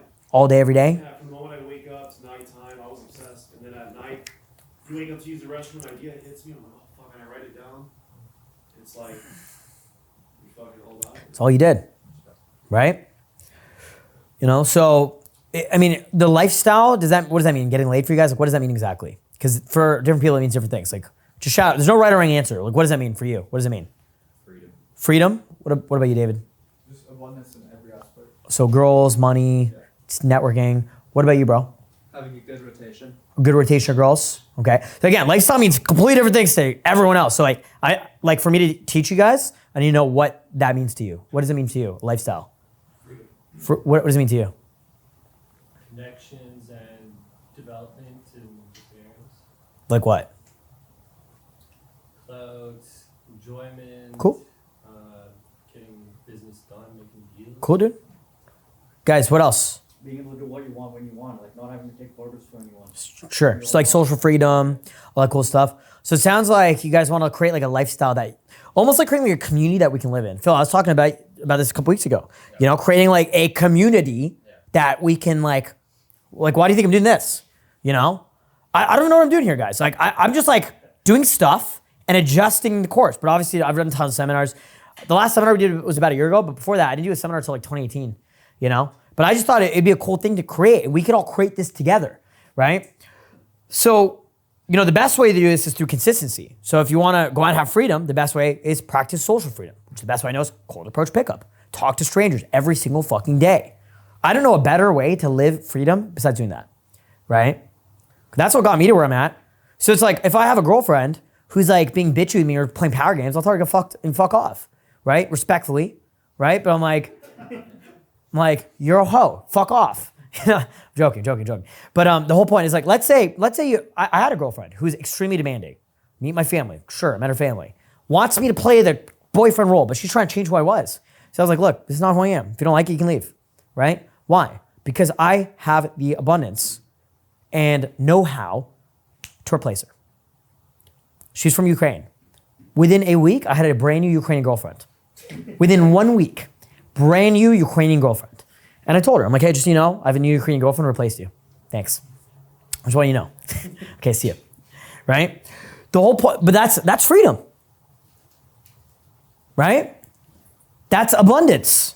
Okay? Because of the consistency. If I didn't have all that momentum, I wouldn't be able to replace them. Right? So that's really important. So that means going out daily. And stop jerking off, guys. Stop jerking off. It's kind of gay. In fact, if you touch your dick, dude, that's homosexual. You just touched a man's cock. Look, teach their own, guys. It's 2024. If you guys are bisexual, if you're into that, that's cool. If you're bi, if you're gay, if you're into dudes, whatever, that's fine. But like, bro, like I don't want to touch my own dick, dude. You know, I pee in the shower. I don't want to touch my own dick. You know, if I jizz, I have to jizz in the girl because I can't touch my dick. I can't pull out. I'm joking. But like, stop jerking off because it's not going to get you the results you want to get, right? It's not going to get you the results you want to get. Truly, it's not, right? You know, I'll this is fucked up, but I have parties where every time we do like a really, really big party, I'll smash like 4 to 5 girls that night, right? I'll pop a Viagra. My go-to is a Viagra and a caffeine pill. Because here's the thing. The other thing I'll do is I won't nut because I know if I nut, I'm done for the night. I told Luis last night. He's like, yo, let's have an orgy with the girls. I'm like, I don't even care, bro, because like, you know, I already nutted this chick, right? Hope she's on birth control. But the whole point is like, you know, unless I pop a Viagra, like we can't keep going. Because I smashed this chick, and then I had another girl that one of my old students, who's one of my promoters now, brought to the party. And this guy's, my student's like on this girl, but she's just like, I want him. She like pointed at me. She's like, I want this guy. Or she said like, because he's like a low eating guy too. And he's like, you guys look similar, but he's hot. And I'm like, you're mean. Be nice to my friend, right? And I asked Manny, I'm like, Manny, can I go for it? He's like, yeah, fucking go for it. I don't care. And like, next thing you know, she's in my bed, we're making out. She's like Moroccan. She's like speaking Arabic and shit. And I was like, I don't know, I'm annoyed. This girl keeps not speaking English. But the whole point, right? It's like, if you jerk off, if you like premature ejaculate, you're not even gonna have the willpower to actually go make it happen, right? There's something crazy about, dude, you should see my game after like, I don't remember the last time I made it 2 weeks without busting a nut, but if I can make it 2 weeks of not nutting, dude, my game is fucking nuts. Like, I mean, you saw me run game the other night, right? Yeah. And that was just from like the love for the game and the love of like the social momentum. So the whole point is like the momentum you get. So jerking off, don't do it. Don't do it. Do you guys know what the no-fap community is? Yeah. So I used to be like a huge advocate for the no-fap community, but I'm at a point where I'm like, just the thought of you like eventually like it becomes so normal. Like the idea of jerking off to me is just like, what's the wrong? Like just the thought of jerking off, like at this level, it's like, are you serious? Like, are you kidding me? Like to me, it's like, bro, it's like, I've gotten to a point where it's like, if a guy's like, well, Justin, like, how do I stop jerking off? It's like, dude, stop touching your dick. Like, what the fuck? That's like what goes to my head. You know, I've become at a level where like, I don't relate to a lot of my students. You know, maybe you guys saw it on boot camp. Like some of the, like, I can't relate to some of the problems anymore, right? Because it's just so elementary, right? I remember how difficult it was to stop jerking off when I first stopped jerking off. It took me years to quit that though. It is a very hard addictive thing. It's a psychological addiction. And you just gotta accept that, you know, what kind of life do you wanna have? My first girlfriend I had, smashed with a dude. I got super pissed. I sent nudes to her dad. It's really bad. I got in trouble, dude. I had legal issues from that because it's illegal to send nudes to a girl's dad. I was like fucking 19, 20 years old, right? The pain of that breakup and the pain of like, fuck, I have criminal charges that I had to beat in like court and all this shit. It was fucked. Like, I was just like, okay, this girl really loved me. So every time I fuck a new girl would be a giant fuck you to her. And that the best way to do that would be not jerking off, right? And that's kind of like how I framed it to quit jerking off. So that's personally what I did. For some of you guys, man, it's just, I don't know, find a pain point that's hard enough to stop jerking off, right? That's what I recommend. You know, you live and you learn though. The other thing you can do is 10 approaches minimum. Everyone here understands what a cold approach pickup is, right? Everyone understands that? You sure? Everyone understands what cold approach pickup is, yes or no? Yeah. Everyone understands that? So, when's the last time you did a cold approach? Tuesday. When's the last time you did a cold approach? A couple days ago. If you're not doing cold approach every day, you're setting yourself up for failure. Guys, I'm gonna tell you right now, you're setting yourself up for failure. Every single fucking day. I've been doing this for 10 years. I've slept with just under 500 women, okay? I've got a super hot girlfriend. I actively try to meet new women to find a hotter girlfriend who's a better fit than my girlfriend, and I can't. She's feminine, super conservative values, which I love, right? She's very wholesome, not a hoe, doesn't want to party, doesn't drink, doesn't have TikTok or Instagram on her phone, doesn't have an Instagram account. You know what she does have on the phone? The Bible, okay? She has the Bible on her phone, right? Just accepts me for who I am. She tells me, be good, please don't fuck any bitches this weekend, right? She leaves her Nintendo Switch here, and she's like, please don't play with Nintendo Switch with any girls. It's worse than cheating. That's what she told me last night. I'm like, no promises, right? And I'm still doing cold approach every fucking night, dude. Me and Michael are gonna be out all summer fucking your future ex-girlfriend. Do you understand that? I want you to understand that. We're gonna be out all summer piping the chick that one of you guys are gonna end up dating because you were too much of a pussy to cold approach her and then you eventually met her on Tinder. Do you guys understand? If you had just done the cold approach 2 months in advance, Michael would never have jizzed in her face, okay? Do you guys understand that? I want you to understand that. So just do the approaches. I want you to understand that because it'll keep the girl's body count low if you just do the approaches. Because you know, it's really fucked up, dude.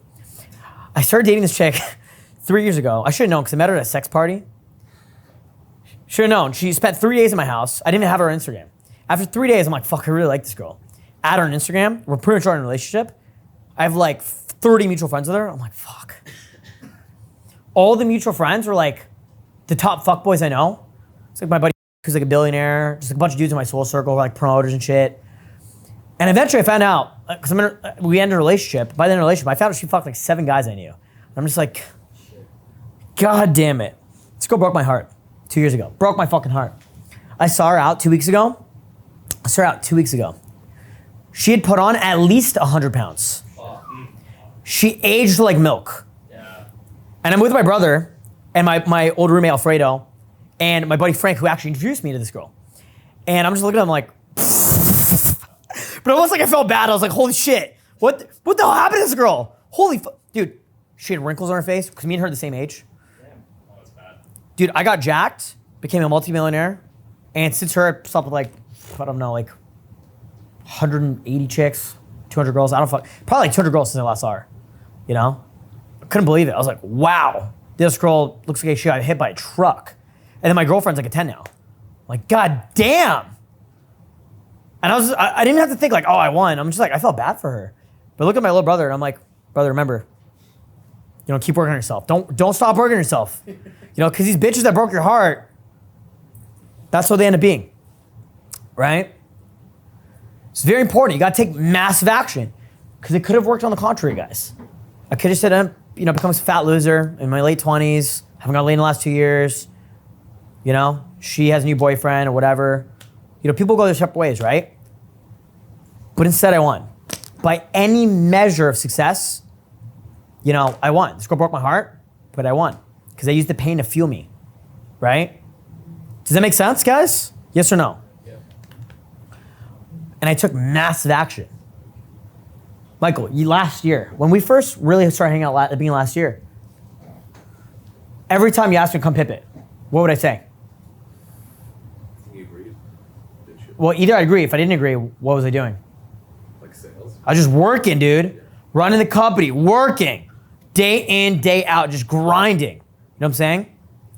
So it's either like we're obsessed with work or obsessed with fucking getting pussy. I'm like, the lifestyle, creating like value.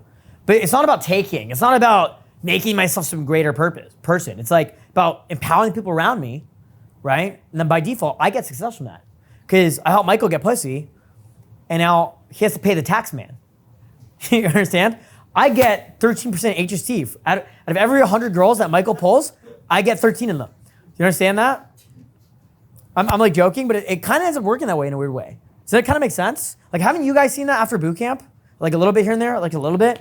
It's like you might bring a girl to the booth, and like you're raising her up, and then like I end up getting her friend or some shit, Or I end up winging the friend, and you don't end up getting late anyway, but I end up that's what happened with Luis. I was just trying to wing Luis last night. I didn't even like this Asian girl.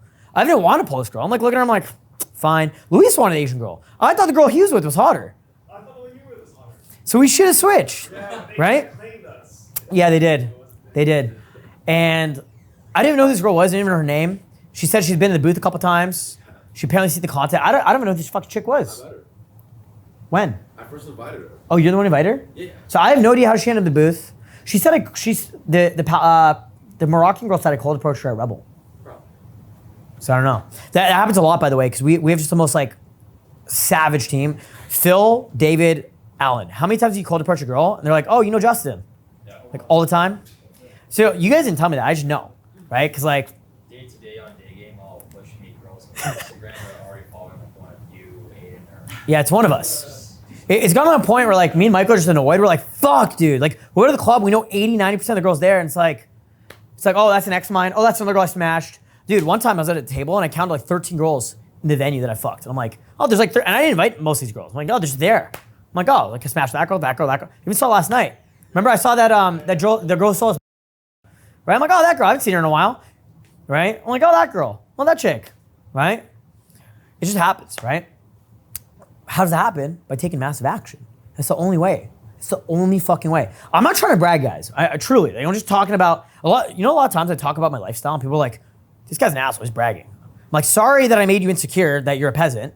I'm not calling you guys peasants. I'm just explaining like my mindset. But it's like, I had a close friend of mine that was like, you're bragging. I'm like, what the hell are you talking about? I'm like, I'm just sharing with you, dude. I don't even tell people a lot of this stuff, right? A lot of like, I don't try to actively even share this with people, right?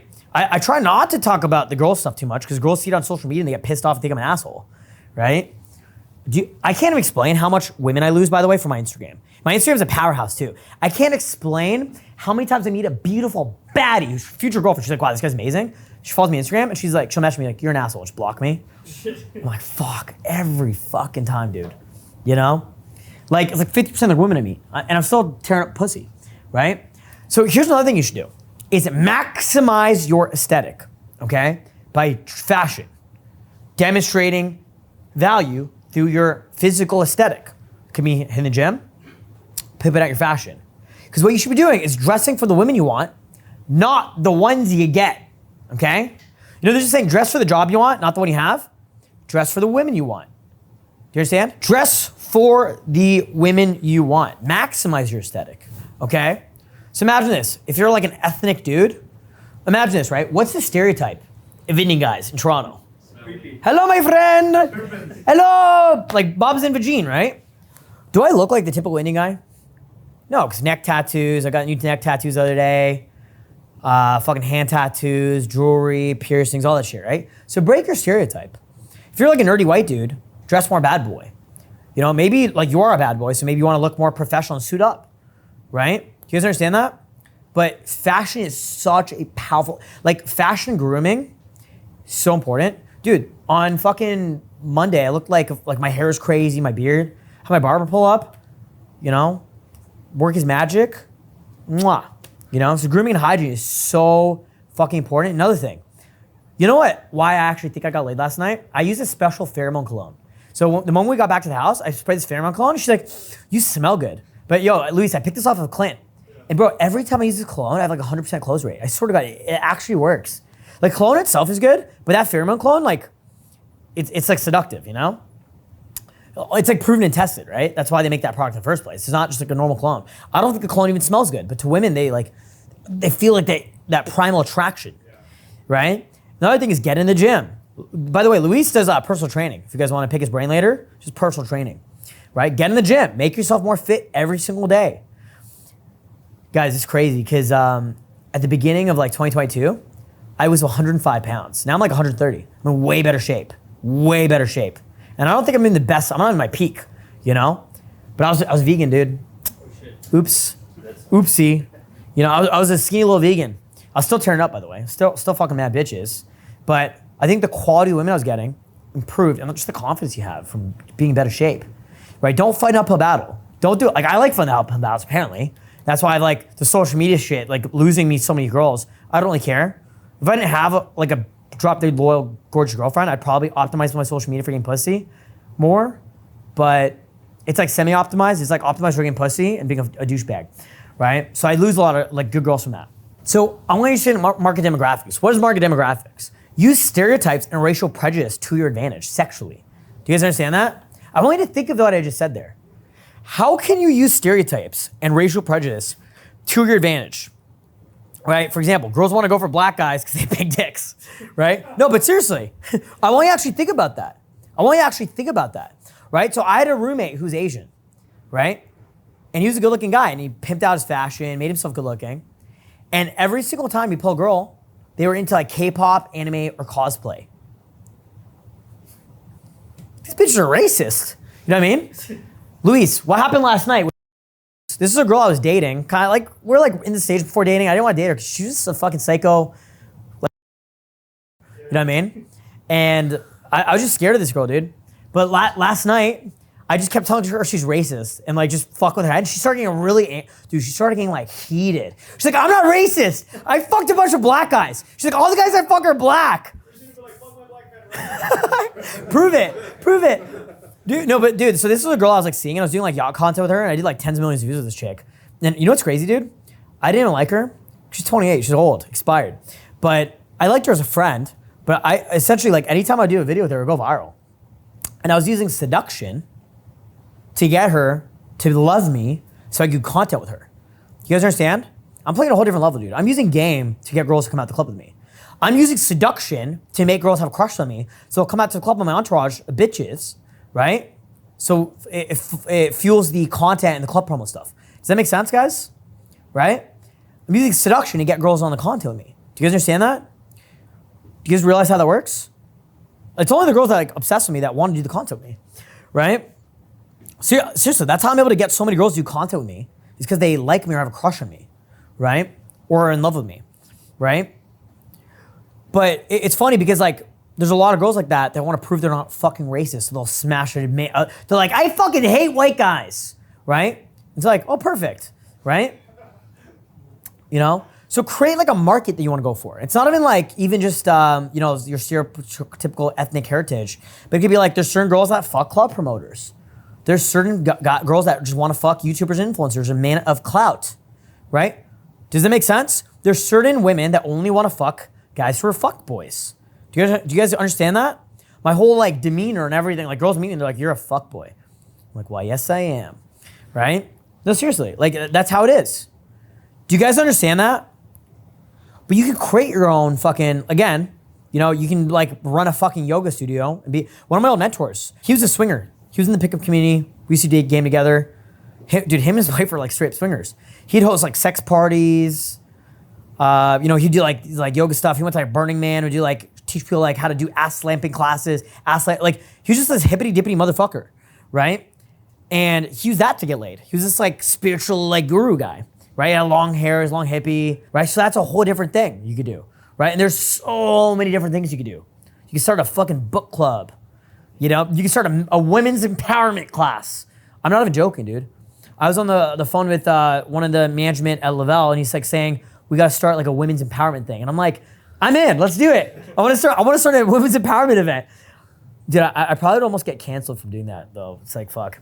But the whole point is like, create your own market that you wanna go for. Doing events or creating some sort of lifestyle, right? And you can break your negative stereotypes, right? By avoiding negative association bias, such as like Asian guys being like weird docile guys or Indian guys smelling like curry. But you guys understand what I'm talking about though, right?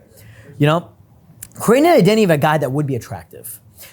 Imagine a future version of you that is extremely attractive. And what does that guy look like? And start pretending to be that guy. The guy that just gets pussy all the time without thinking about it. Everyone wants to be your friend. People want to do business with you. Girls want to fuck you. Think about what it's like to be that guy and become that guy, right? The artist, the musician, the bodybuilder, the male stripper, whatever it is, right? My old roommate was a male stripper, right? That's another really good example, right? The artist, right? Like our buddy Matt, that's what he is. He's the artist. But like, you understand the whole point? Like you can use anything, right? Because it's really about the person you are, right? But you don't attract what you want, you attract what you are. Do you understand that? Like Luis is a really good example is because he used he used like social media, the YouTube thing, right? Living in Hollywood, having girls fly to LA. So let's talk about approaching. If you want to overcome approach anxiety, the best way to do it is through massive action. The only way to overcome that is through pushing through it. And the best way to do that is just jump in. Just jump in. There's a few things you do. It's 3-second rule. So if you have approach anxiety, just think 3, 2, 1, boom. Before your brain has time to rationalize it, just do it. Another thing you do is 30-second game. Go out to like Young and Dundas or a crowded area. You have to talk to a woman every 30 seconds. So like you're in set talking to a chick, right? The moment she walks away, you got her Instagram number, she tells you fuck off, whatever it is. Within 30 seconds, you got to approach a new chick. Dude, you should see me at the club. Thursday, what was I like? I was like, bang, bang, bang. There's no girl?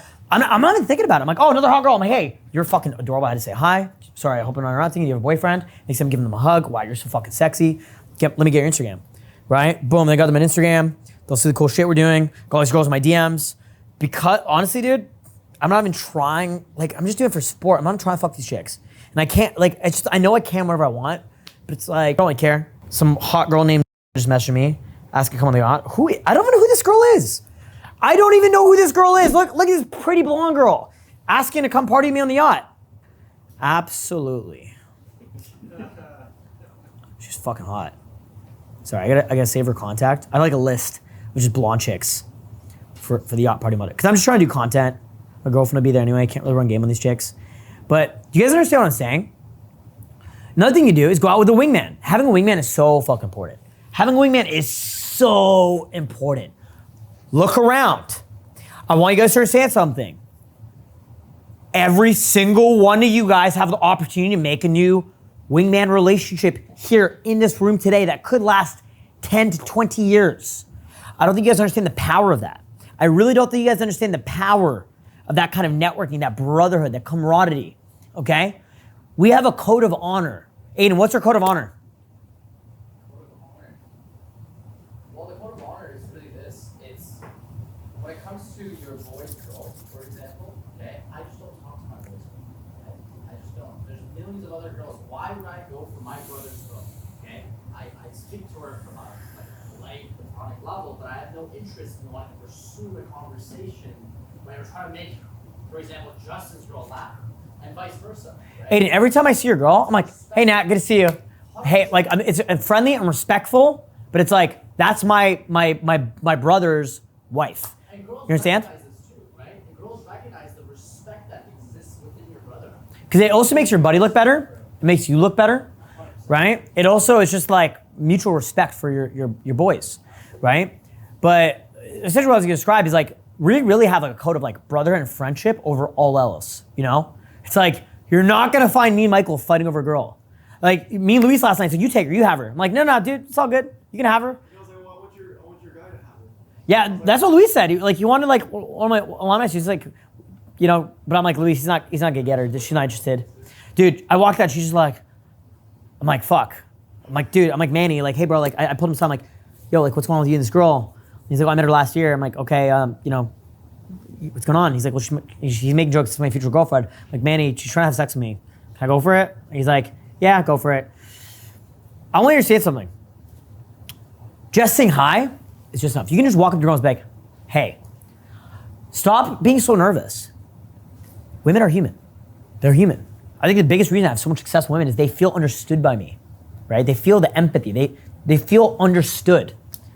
How many times, I'm just curious, how many times have you guys brought girls around me and they thought I was a douchebag and they got to know me, they're like, oh, this guy's really nice.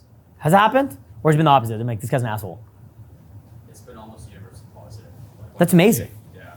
That's it. Because you know what's crazy, dude? Just because of the content stuff, I usually feel that a lot of girls like are pissed at me, but it's from like, it's just such a small percentage. When we did the UFT cheerleading thing, I had like 2 girls. It was like a fat chick and this ugly, nasty, like, just like 2 fat girls and like an ugly, like ethnic chick. They were like mad. All the other girls were cool, But like, cause I posted a reel and I'm like, well, these girls are retarded, right? But like, anyway, so yeah, so it's usually extremely positive. Right? Because women will feel what you feel. I'm an extremely positive guy. When I meet women, I'm just like, hey, it's so nice to meet you. Come to the table. I'm so welcoming. I'm so nice. I'm so offering value. I'm truly not trying to get anything. Last night, dude, I spent hundreds of dollars on bottles. I didn't need to do that. I did not need to do that. I could just been like, all right, fuck it. The night's over. Let's go home. Right? But it's like, I have a bunch of my friends there, people I love, a couple of my close female friends and their friends. So I want to show their friends love because I love them. My boy Luis is there. A bunch of bitches there. Go home and play Fortnite. Right? They have an Avatar The Last Airbender collab with Fortnite. And I was like, dude, I want to go firebending in Fortnite right now. Right? That was like literally the only thing that was on my mind at the club. And they ended up getting laid. I actually told the girl, I'm like, hey, do you want to come home and play Fortnite with me? That's how I pulled. I'm like, I really want to play Fortnite. Can you come home and play Fortnite with me? And then, and getting laid, right? Because women feel what you feel, right? When you're authentic and genuine and just they feel you're not trying to take anything, right? They want to be around that. How uncommon is that? It's extremely uncommon. Most guys, when they talk to a woman, what are they trying to get? Pussy, right? Do you guys understand how that works? You guys get that, right? So just being that guy that truly just trying to offer value is so important, right? Like, even when we put this whole thing together, I wasn't even thinking about it. I'm like, what's the point? I'm like, I don't know. I didn't see a point. I think it'd be fun. Help out some guys. So how do you hook an interaction? You got to lead the conversation. You got to be a fucking man and lead the conversation, okay? You got to find common ground with her. Just find common ground. Find topics because a lot of guys are like, well, what do I say? What do I think to say? Just talk about boring shit, dude. Talk about what's your favorite pizza. My go-to line is, what's your favorite color? Why is that your favorite color? Like, it's just boring, dude. Usually when I'm pulling girls, bro, it's not fun and exciting. It's not me on the yacht with these bitches. I'm just like, it's a boring, slow, low energy conversation, right? And be a fucking gentleman. Be a gentleman, okay? How many times have you seen me be a gentleman? Like, give me an example of like you see me being a gentleman when you boot camp or whatever. Bro, boot camp, Halloween, there was one girl who was kind of dressed as like a girl pirate. Okay. And I brought her to the booth and you got to know her. And I saw in your content after you were like making sure she felt like secure, she was comfortable. I saw you holding her hand as you guys were walking out of the club. You put her into the car after. I literally do not remember this at all. No, but it's in your content. I could actually show you the girl too. Don't remember. You sure it was me? Pardon? You sure it was me? Yeah, bro, it was you. Was that Grand Bazaar? No, that was Isabel's. Dude, I do not fucking remember. Yeah. I don't remember. Did I smash? I don't know about her. I don't know what you're talking about. Yeah. But the whole point is like, always hold the car door open. I'm always a gentleman. I'm like, hey, my house is your house. I'm like, ladies, shoes off, come on in. My house is your house, right? Demonstrate a high social value, okay? That's really important because women want to be with winners. They don't want to be, or at least they want to be with a future winner. They want to feel like they're with some fucking scrub loser fucking nobody, right? What the fuck? You guys know what the 80-20 rule is? 20% of men are sleeping with 80% of the women. 20% of the guys in this room are fucking 80% of the women. Do you understand that? I'll tell you right now, it's me, Michael, and Luis, and Aiden, But then if you look at like, you guys that are sitting here, even out of you guys, 20% of the men are fucking 8% of the women, right? Do you guys understand that? This is called the Pareto principle, okay?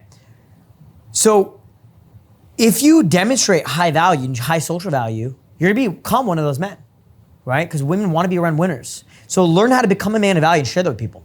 Now I'm gonna teach you guys the baselines of communication. This is super important. I want you to really pay attention here.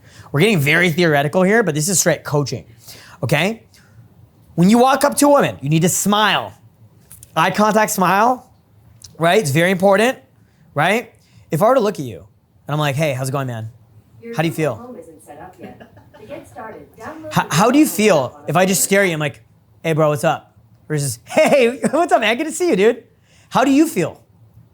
better?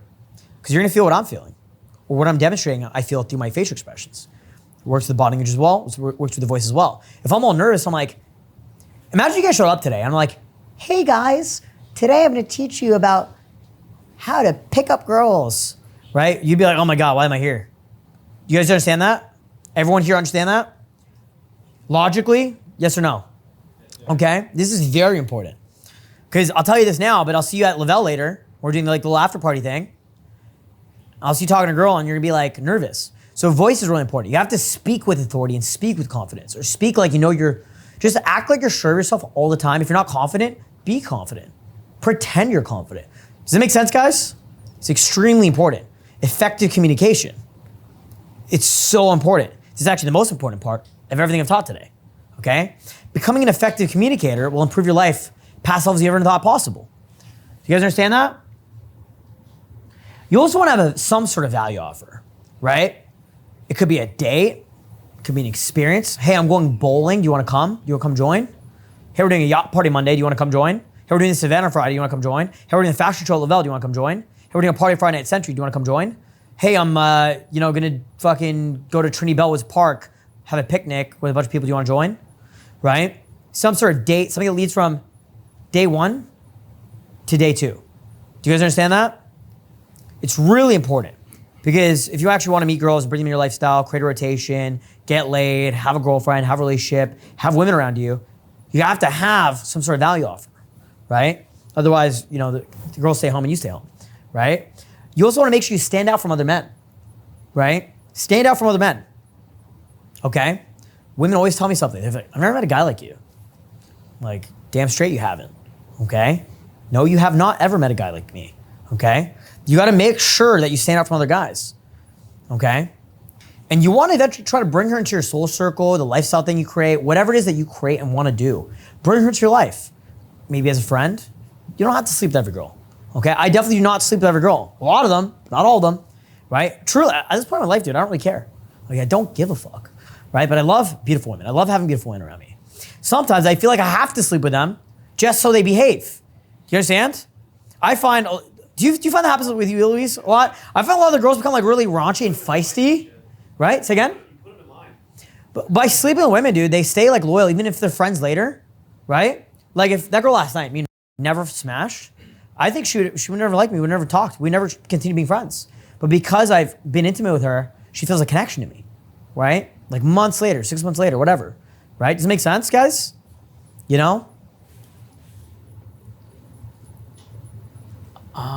Let's talk about beyond game, creating a high value lifestyle.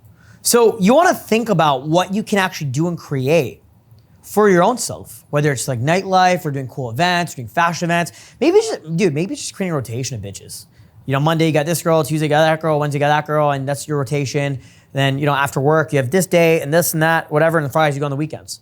Could be that, but create a lifestyle that's a lifestyle value, because you can use that to network with other guys, right? You used to have threesomes. Dude, last summer, for 4 or 5 months straight, I had at least a threesome every single weekend. Threesomes, foursomes, fivesomes. I don't think I had a sixsome ever, but I had a sevensome. Me and girls, dude. It was like me and 6 chicks. It's fucking, and they're all hot. All baddies, dude. We had Sway Lee come to my house. You guys know Sway Lee? Everyone here know Sway Lee? Came to my house, smoking weed, smoked Sway Lee, and all my girls trying to fuck him. So I took them to my room and had an orgy with them so they wouldn't smash Sway Lee. Right? Because I was like, dude, fuck, he's gonna ruin my fucking whole harem that I built. So yeah, it's crazy, dude. Yeah, that's harems, right? I've integrated having threesomes, orgies, parties, events, having harems, doing content. Everything I'm talking about here, I'm doing it all at the same time. I just integrated it all together, right? Now I've become like a more wholesome guy. You know, I kind of just have like one girlfriend, a bunch of side bitches. You know, not really too crazy, but you know, who knows what kind of summer we'll have. Usually after May, it gets really fucking chaotic and crazy. So, but what you can do is be creative with it. You know, like there's no limit to what you can actually do with understanding the power of cold approach and how, you know, most guys make a mistake. They think, oh, well, I met this girl from cold approach. Great, you met her from a cold approach, but the moment you see her more than once, she's now part of your soul circle. She's part of what you're building, your future that you're building. As long as you're ambitious, you set goals, and you have something that you're doing and creating long term, right? Because you can use girls to network with other high value men. You're gonna see it tonight. I'm gonna have an entourage of bitches following me around, I hope. I should, right? You know, Fair Nash said they're gonna come out. We're probably gonna hit up a bunch of girls that we know from this week, say, hey, come out, you know, come to Lavelle, you know, whatever. I'll buy their tickets if I fucking need. But just have an entourage of hot girls that follow me around because I'm networking with the club owner tonight. I'm gonna be networking with all these high-level people myself, right? I had a call with the dude who's in charge of the venue we're going to tonight, Lavelle, and you know, he wants me to almost come in as a partner at some point, or like do the events with them and stuff, right? And so, you know, you gotta use hot girls to network with high-status men, right? Think about this, right? You meet a guy who's a multimillionaire. What kind of value can you offer him? Oh, sure, I'll give you money. He already has money. Don't you want to differentiate yourself from other men, right? Most guys who make a lot of money are usually too busy to go source new pussy, right? Or they're like, you know, just fucking hookers and shit. You guys understand that? So being the guy who has a lot of beautiful women around him, you set yourself apart. If you see a guy walk in a room with two hot blonde girls following around and loyal to him, what's the kind of vibe he has? Yo, this guy's got big dick. Who is that guy? Oh, who's that guy? Dude, I still do this now. I understand how this affects my own psychology, and I still pay attention. Like the one guy that just walked in with two hot girls, even though I got a bunch of girls at my table. You guys understand that? So imagine being the guy that walks in with a dozen bad bitches. Me on the yacht on Monday. What do you think that's gonna look like? Just think about that for a sec, okay? And I documented for social media. I did like 300 million social media views, guys. Just last month, I did like 17 million, right? Isn't that insane? I made myself famous just from having bitches around me, using exactly what I'm talking about today. Do you guys understand? It's a lot of work. It's a lot of time put in. You're gonna have to put in the work to something anyway. Time's gonna go by anyway. You might as well put in the work in yourself and building that character growth, character development. Here's the beauty of it, guys. We can all go out and do cold approach together. Maybe some of you guys will end up being my wingman because you guys are cool. If you guys are actually competent wingmen, you can go out with me and Michael. If you guys truly think you have what it takes to be my wingman, get Michael's number and start coming out with us and picking up girls with us. Join our promoter team if you think you qualify. You'll have all the club access to. You'll have access to it all summer. Okay? Everything for free. Just have that mindset of providing value. Be a good wingman to me and Michael. And Aiden. You know, but Aiden has a girlfriend now. So he can't even pip with us. He's too busy. You know? Me and Michael, like, I had to fly Luis in just so I have another wingman. You know? Do you guys understand? If you think you have what it takes to be a wingman, get Michael's number and come fucking wing me on Wednesday nights, Friday nights, Saturday nights, whatever. Right? If you think you have what it takes to be a club promoter and join our club promoter team, talk to Michael or talk to Aiden and join our Instagram chat or our club promoter team. Okay? If you think you have what it takes. You know? I want to introduce Luis. Luis is a personal mentor of mine. He's like an older brother to me. Okay? There's not a lot of people at my level I can look up to. Truly there isn't. Truly there isn't. Okay? The people I can look up to me, like I have a buddy who's a literal billionaire, and I can ask him questions about business. You know, I have like my old roommate, who's my best friend for 10 years. He was a very high level entrepreneur. Even like girls and dating stuff, he's like not on my level. You know, but I can ask him certain questions about certain things, dynamics of people, soul circle stuff, business stuff.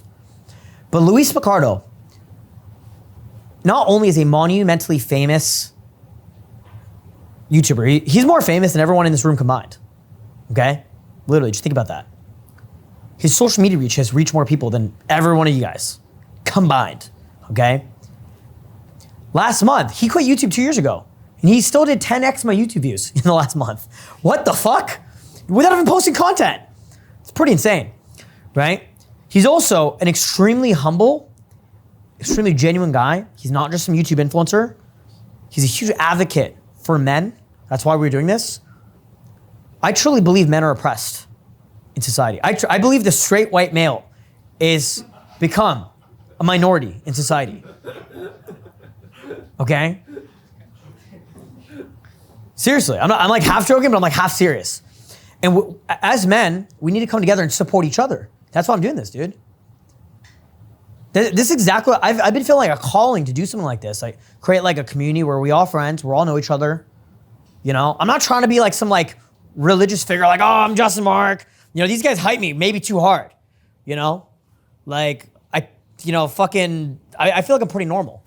I feel like I'm a pretty normal guy. I say that and then like, I don't know if you get to know me, I'm probably not normal, but I like to think I'm a pretty fucking normal guy. I mean, kind of like you know me, right? We know each other very well. Like, I don't know, maybe I'm like a bit crazy and out there, but like I'm a pretty normal guy, no? Right? A lot of good ideas. A lot of people, like, they don't know how to execute. Like, they're Sure. jumbled up. Yeah, but the whole point is like I wanted to create a community together. How do we create a community? It's together, okay? It's not me leading it. It's all you guys becoming leaders as well, right? And that's why I wanted to create this. I just had this idea. I didn't even know I was going there. I was like, fuck it, let's just do this thing. Let's see where it goes. Maybe it'll go nowhere. Maybe it'll lead to the next thing. Maybe it'll be this awesome thing. But I wanted to create like a lifestyle-based community. It's not like just pick up our street. It's not a bunch of dudes just trying to get their dick sucked on the streets. But it's like us like trying to create something beyond ourselves, where we're offering value. This amazing city. We live in Toronto, guys. Like despite the mass immigration or all these problems with housing, whatever it is, Toronto has a GDP of 300 billion, same as the country of Singapore, okay? There are tons of amazing people in the city. My friends and family are in this city. The people that grew up in this city. This is an amazing city with so much fucking potential that is untapped. Beautiful women, amazing people that can join us and be part of whatever we do and create, whether it's nightlife events, whether it's yoga retreats or whatever the fuck you guys want to do, where the hell you want to do, business, anything you want to do.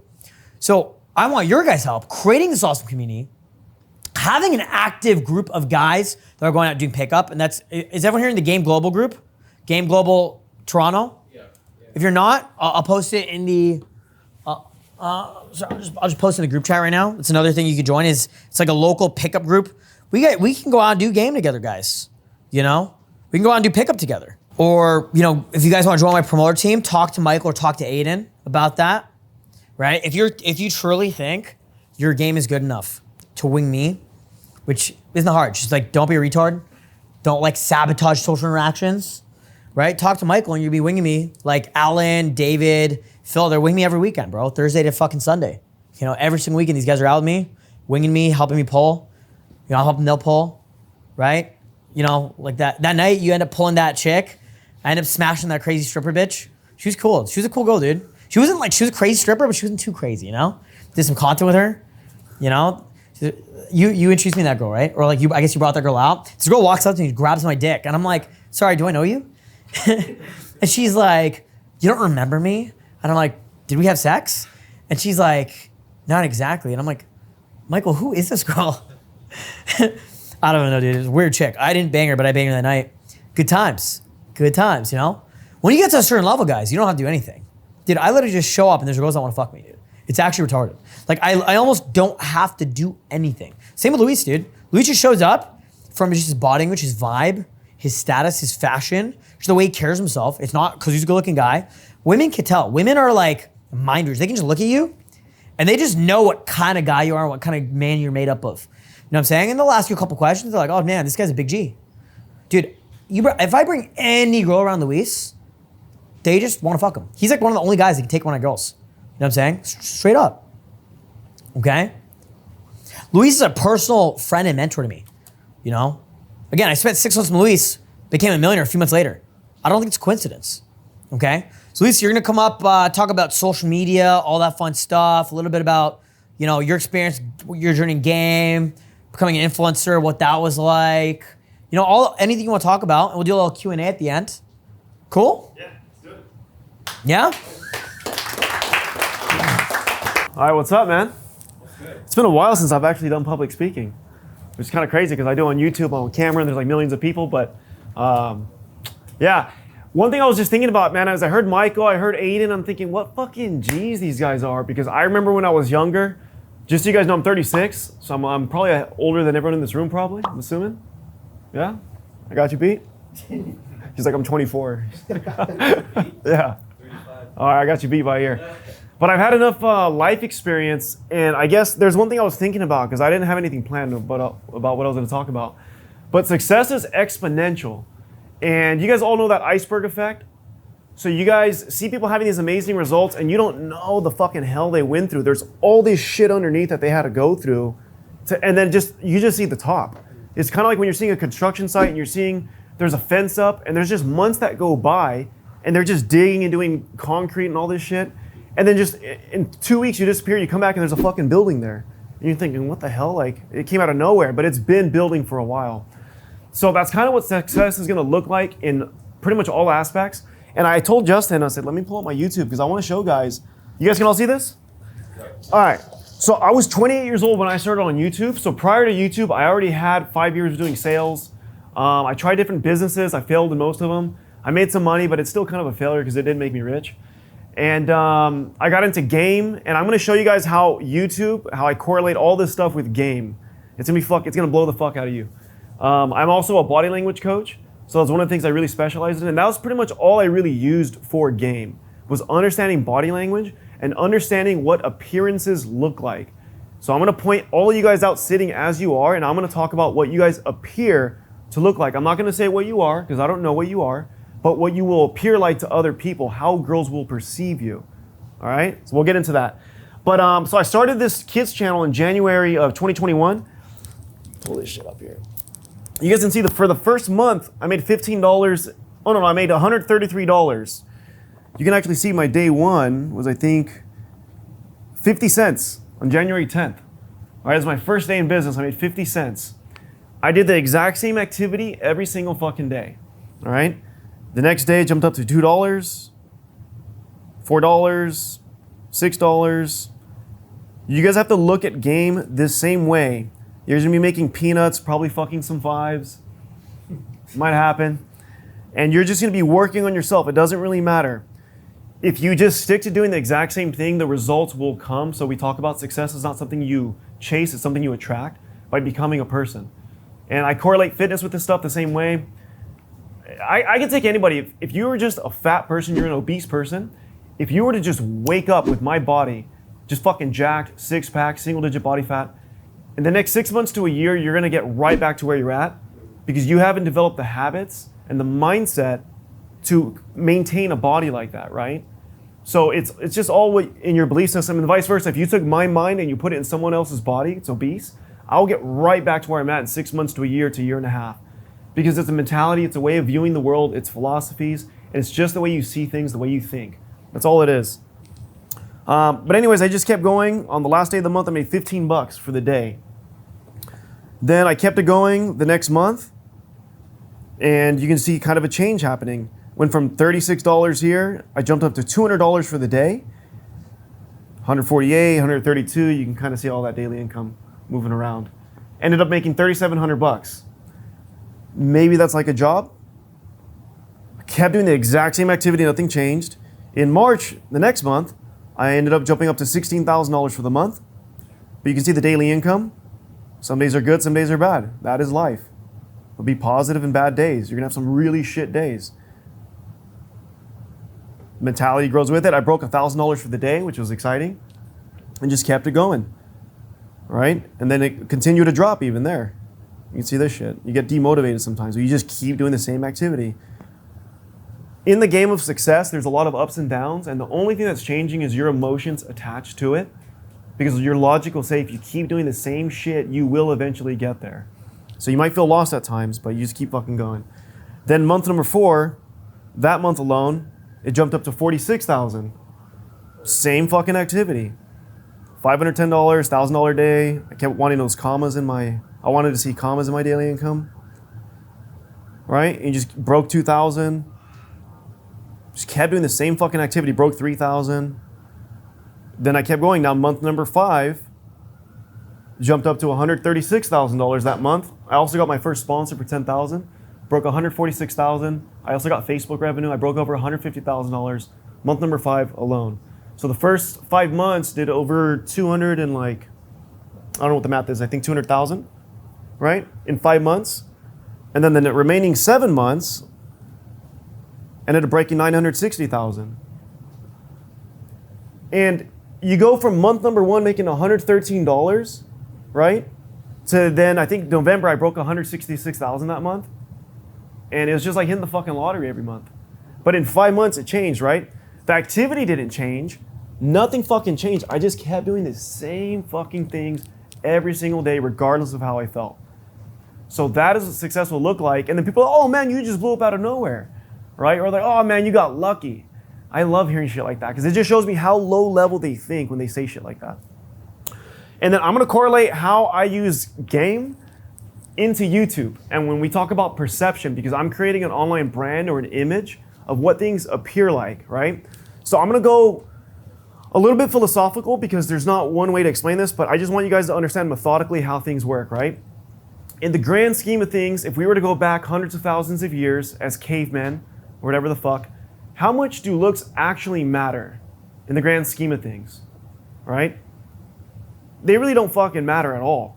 If there's a fucking saber-toothed tiger showing up and a girl needs protection, and she's looking at this handsome guy who's like, couldn't protect her for shit, and there's another guy over here who can provide, who can keep her safe, who can, you know, basically save her life, who do you think she's gonna roll with, right? Not a trick question. She's gonna go with this guy.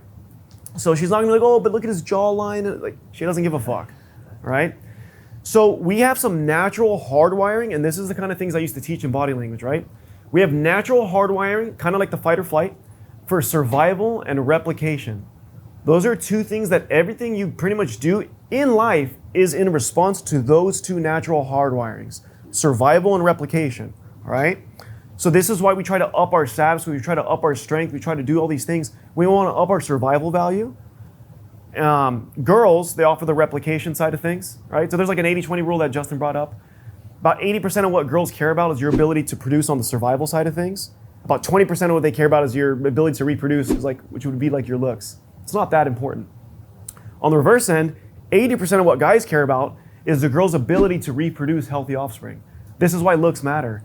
We look at anything like big eyes, big lips, healthy skin, thick hair. These are all youth indicators that indicate she would reproduce healthy offspring if I procreated with her, right?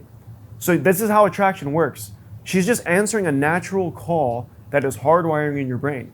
So if you take a girl that has a nice waist to hip ratio, you know, big eyes, youthful features, and you place that girl next to you, even if you guys don't speak, you're gonna feel this visceral response coming from your nutsack, just shoving up in your stomach. You think, fuck, this bitch is bad. And that's where that anxiety comes in, because you know that she can produce on that survival, on that replication side, really strong replication, and your chances of survival just shoot up attached to a girl like this. On the contrary, girls will look at a guy who has, and we'll go over these, a high social status. He's a leader of other men, which is the definition of alpha male. Other women find him attractive. He's a successful risk taker, provider of loved ones. There's a few other features, willingness to emote, it's not a sociopath, shit like that.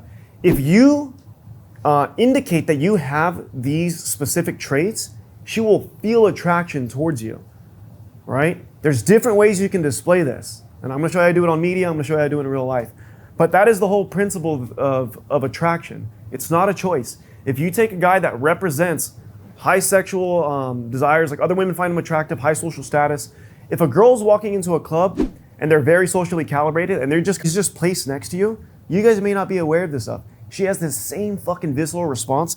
That's this adrenaline dump coming in from up here, shooting up her stomach, and she just feels attraction towards you. It's not a fucking choice. Any guy that displays these qualities, a girl will feel attraction towards. Does that make sense? So, I'm not sure if you guys are familiar. You guys all heard of Mystery? He used to teach this. This is kind of like my era. I saw that show VH1's The Pickup Artist, and he talked about high social status, leader of other men, women find you attractive. You guys understand all this stuff or no? Yeah. When you have a high social status, you're the popular guy or the YouTuber or an artist or the famous guy, or just even in your local neighborhood, you're just the popular guy. Girls want to be attached to that guy because he has influence over community and he's the leader of the group. So by her being attached to you, her chances of survival and replication go up by being attached to a guy like that. So you can think, how can I display a high social status, right? Instagram is one of the biggest ways women look at that and they judge you for it. They go, oh, let's get each other's Instagram. Nobody really exchanges numbers too much these days. They go, what's your Instagram? And I'll plug it in, and they click on it. I can just see their fucking eyes light up. It's so fucking great. Especially when I meet them, they don't know what I do for a living, but they're calibrating all my energy, in essence, and they're saying, oh, this guy's representing really strong energy. And then they get my Instagram, and they go, 4.3 million subscribers. They go, oh my God, what do you do? It's already just like, oh, bitch. Like, got him. Now, I'm not any better than any other human, but this is what perception looks like, right? It would appear that you must be of some value because you have such a huge following of people. If I walk into a club with a cute blonde on my arm, and this girl that's sitting there sees her, and she even thinks this girl's hotter than me, by perception, if other girls find you attractive, she'll find you attractive because it saves a lot of time of her having to get to know you. If you walk in with fucking some famous hot singer, I'm trying to think, who do you guys like? A girl. Beyonce. Oh, she's a little older, but yeah, even Beyonce would be fucking great. Ariana Grande. If you're walking with Ariana Grande on your arm, every bitch want to fuck you. Every girl in that club, right? Doesn't mean they're going to, but just natural instinct is she is so high value in their minds, and she's attached to that man. I don't have to get to know him. I don't even need to know his name. I just know that he must be of some value if he's with a girl like that. Do me a favor and uncross your arms. I'll explain why. So that is like, in essence, when you walk in with one or two girls, when we talk about game is personal conversation, but me and Justin running game in such subliminal ways that it doesn't even look like we're running game. It just looks so fucking natural. When I post a video, when I'm hanging out with a hot girl, whether I fucked her or not, and we're talking, and I'm like, oh, you want to be in my video?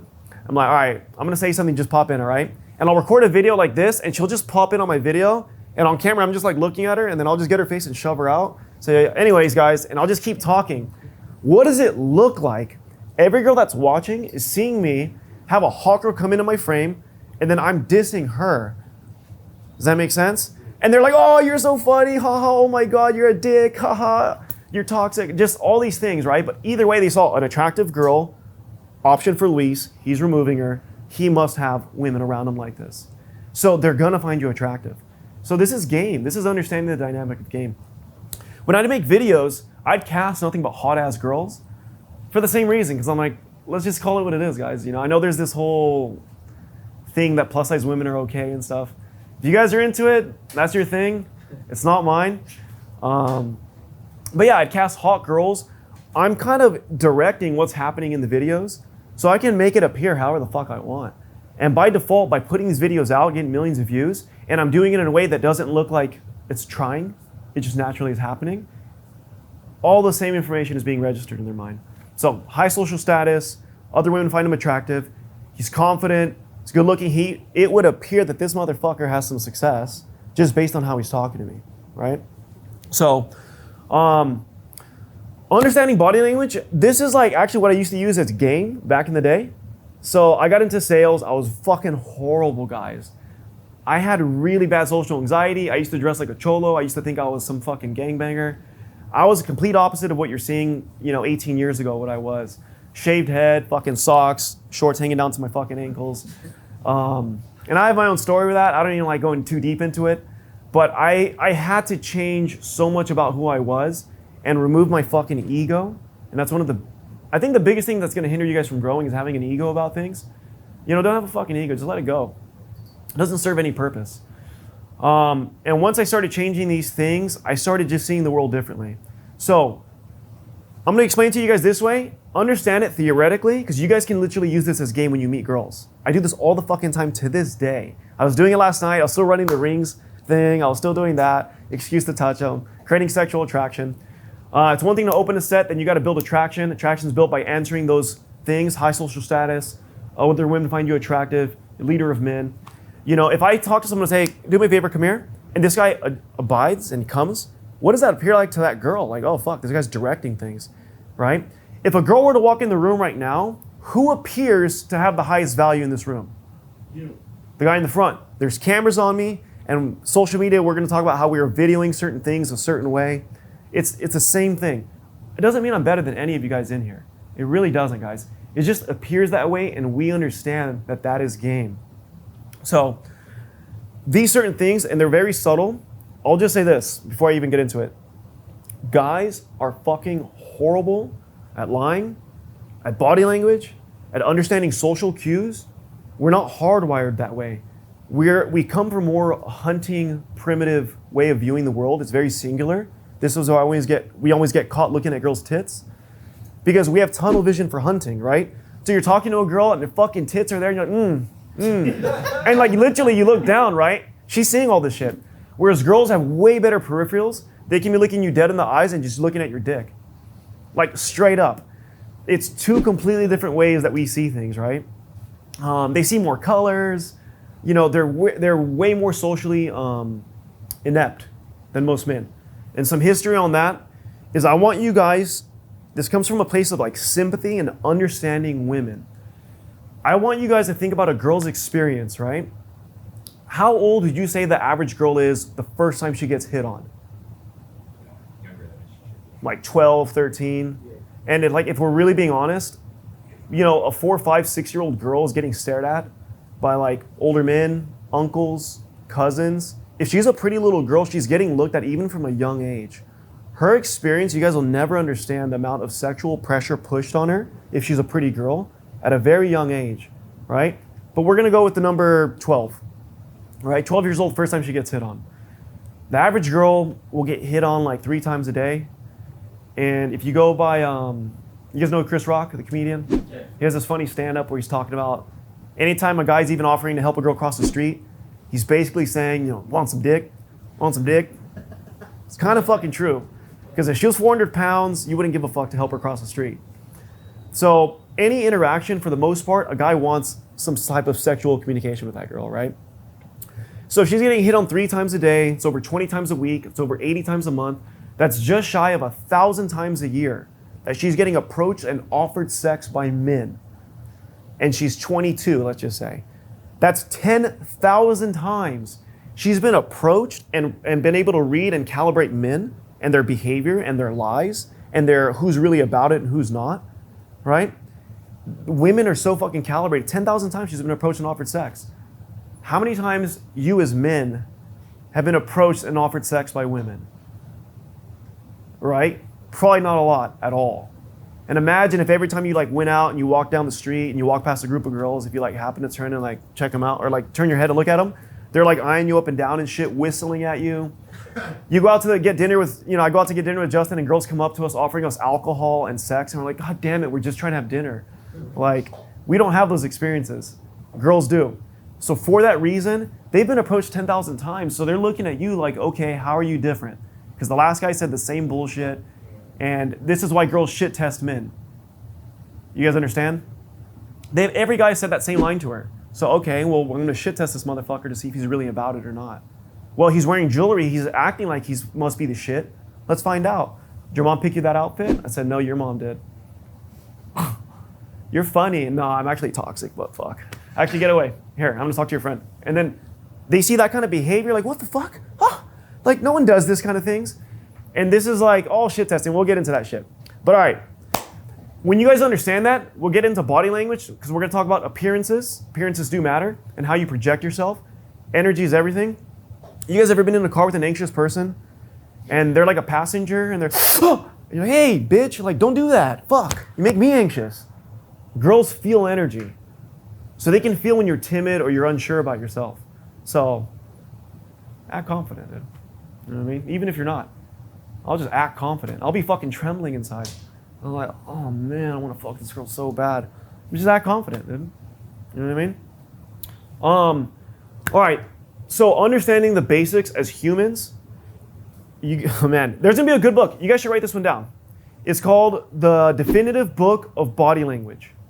It's by Alan Pease. He's Putin's coach, body language coach. Yes, the Russian guy, Putin. The Definitive Book of Body Language. I read this book and it started me on my journey of understanding. I've never, ever been able to have an interaction the exact same way again. It's like having the fucking Matrix just pulled over your eyes and I see conversations completely different. And I just can read the bitch's thoughts. Like, I know exactly where she's at in the interaction. I know exactly what she's feeling. I know how to maneuver the conversation because I'm able to understand her, right? So get that book. But in essence, every vital organ that exists in your body, if you were to get shot, exists from your throat to you're just above your waist, right? Your heart, your lungs, your kidneys, if you were to get shot here, potentially die. If you get shot in your arms, you walk that shit off. Get shot in your leg, throw some fucking dirt on there, right? Not as life-threatening. So whenever we do feel threatened, this is why we protect this area. This is why we will close off. This is why we will cover, because we don't feel comfortable. So if you open an interaction with a girl and she was open and laughing, and you start telling her something, and maybe you're trying to run a story, run game, and she's like, oh, that's so interesting, you know? What did that tell you? Forget the words. Only 7% of communication is words. The other 93% is vocal tonality, body language. But when she does this, something needs to change in the conversation. The reason I'll say don't cross your arms is even if you're cold and you're crossing your arms, you can remember only less than half of the percent of information as if you weren't crossed. So this is why you'll never see me cross my arms. If I'm sitting with someone, even if I don't like the motherfucker, I'm gonna leave my arms open because I want to receive information. And just think about it intuitively. You open your arms to receive, right? Someone fucking wins a gold medal, they drop down to their knees, fucking just receiving, right? Someone's fucking, they go to church, they're praying, they're opening their arms to receive. A girl getting cum in the face, but she's like, just receive, right? Just fucking all open. And when they're not, we close off, we protect. Does it always mean she's closed off and negative? No. She could be cold. She could have back problems. And it's more comfortable to sit that way because she has a pinched nerve. We don't know. But it will appear that way. If you cross your arms, you're going to appear that way. Does that make sense? Yeah. You can say this game to girls. I do this all the time. When I'm talking to a girl and she crosses her arms, I just keep talking. I grab her arms and uncross them. And I just keep talking. And they're like, what the hell? And sometimes they'll do it again and I'll just uncross them. And they're like, oh, why are you doing that? I'm like, oh, I don't know if you know this. And I just tell them exactly what I told you guys. And they go, oh my God, that's so interesting. How do you know this stuff? You know what I mean? You say one interesting thing to a girl, they'll think, that's interesting. You say a few interesting things to a girl, they'll think, he's interesting. You know? So, understanding that basics, right? Shaking hands, hugging. In marketing, you guys study like colors like the blue, red, yellow, green, or the dolphins, whales, urchins, sharks, that shit? Yeah, so I used to do one-on-one sales, and this helped me out a bunch, and I think every guy should do sales at least for a fucking year. It will just get you out of your comfort zone completely. And I can tell from the moment I met a girl, the way someone dresses, the way someone sits, it just reveals so much information about the person. So everything that you have on your body is a reflection of you. So unless your mom's dressing you, everything that you're wearing is a representation of something of how you think and view yourself, right? So I say this to girls too. I say, I love your heels. It says a lot about you. What does it say? You know? I was like, oh, they're below 4 inches. Oh, no, you're not that crazy. No, just whatever the fuck. It doesn't even matter, but I'll get into this stuff. So the way you dress and the way you hold yourself, like you have a very slouched appearance, and I'm not picking on you, but I am right now. So it would appear, what would be the word? Like docile, not ambitious, not go-getter, more of in the follower position. And you might run your own company, I don't know, but it would appear that way. So if I were in a room and I were a girl, I would clock that information, and they're literally just queuing and looking for all this stuff, right? If I sit slouched versus if you sit upright and you're talking in your open chest, you know why cholos, when they're gonna fight, they go, what's up, fool? They throw their neck up like this? They're exposing their throat. So to show no threat, I'm not afraid. Turtles will hide in their shell, and even humans, oh shit. And you do this thing, you hide. Dogs lower their head. This is a submissive gesture. This is to show no fear, not threatening. This is why it's very common in photos. Right before the photo's about to snap, guys lift their chin, trying to look all tough and shit. You guys notice that? Girls will look down to appear more submissive and docile. This is what I look like if I'm sucking your dick, the vision. You know what I mean? Looking up. Raised eyebrows is invitation. Closed eyebrows is not invitation. You guys get that. If someone's gonna fight, they're not opening their eyebrows, they're fucking frowning them, right? This open palm is an invitation. This is Hitler. Why? All I did was change my arms, right? So when you invite a girl to dance, and I'll explain, this is literally the game I run. This is what's so fucking cool about this. I'll literally tell girls that. And I was like, so when you invite a girl to dance, you go like this because it's an invitation, it's an open palm. When you go to court and you swear on the Bible, they put one hand on the Bible, they show one hand to show openness, honesty. When a cop pulls you over, tells you to take your hands out of your pockets because you might be concealing weapons. So this shows open honesty, closed off, aggressive. So I'll tell girls, like, you know, I'll invite you like this, but I'm a fucking man, so I'll just grab you like this anyways and yank you, right? And like, same shit. So that's just understanding some key things. The body part furthest away from the brain is the one you're least likely aware of what it's doing. So when it comes to lying, we learn as a kid, you go, oh, fuck. And your parents say, what did you say? And you realize that this gave it away by covering your mouth because you're trying to prevent yourself from talking. When you see a scary movie, you'll cover your eyes. When you hear a noise you don't like, you'll cover your ears. As you grow older, we do what's called micro gestures. So we have more subtle ways of doing it.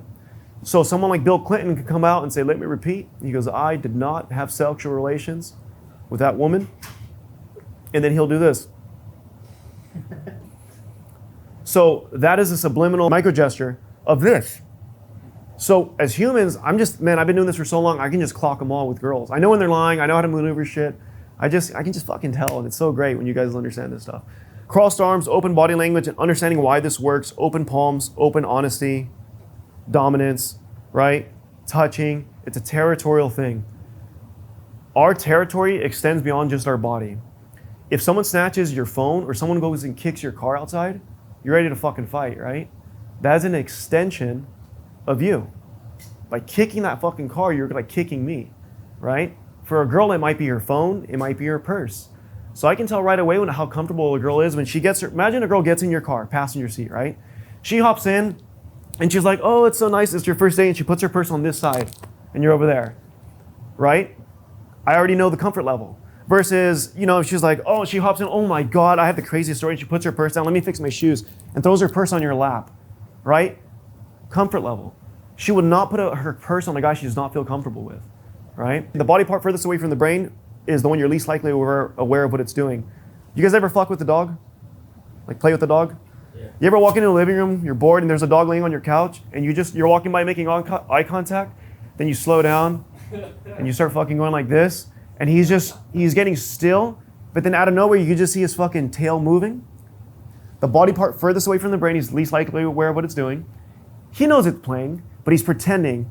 We're gonna pretend to wrestle or fight. But then his tail gives it away, right? So when you're in a room, you're like, okay, I don't know if this girl likes me. And you're like, I don't know if this girl likes me. You're talking to her, and maybe there's two other guys that are in the circle, and they're all talking to her as well. If there's 1, 2, 3 guys, and this girl has her foot pointed at you, I promise you there's a reason for that. Her brain is actually into you.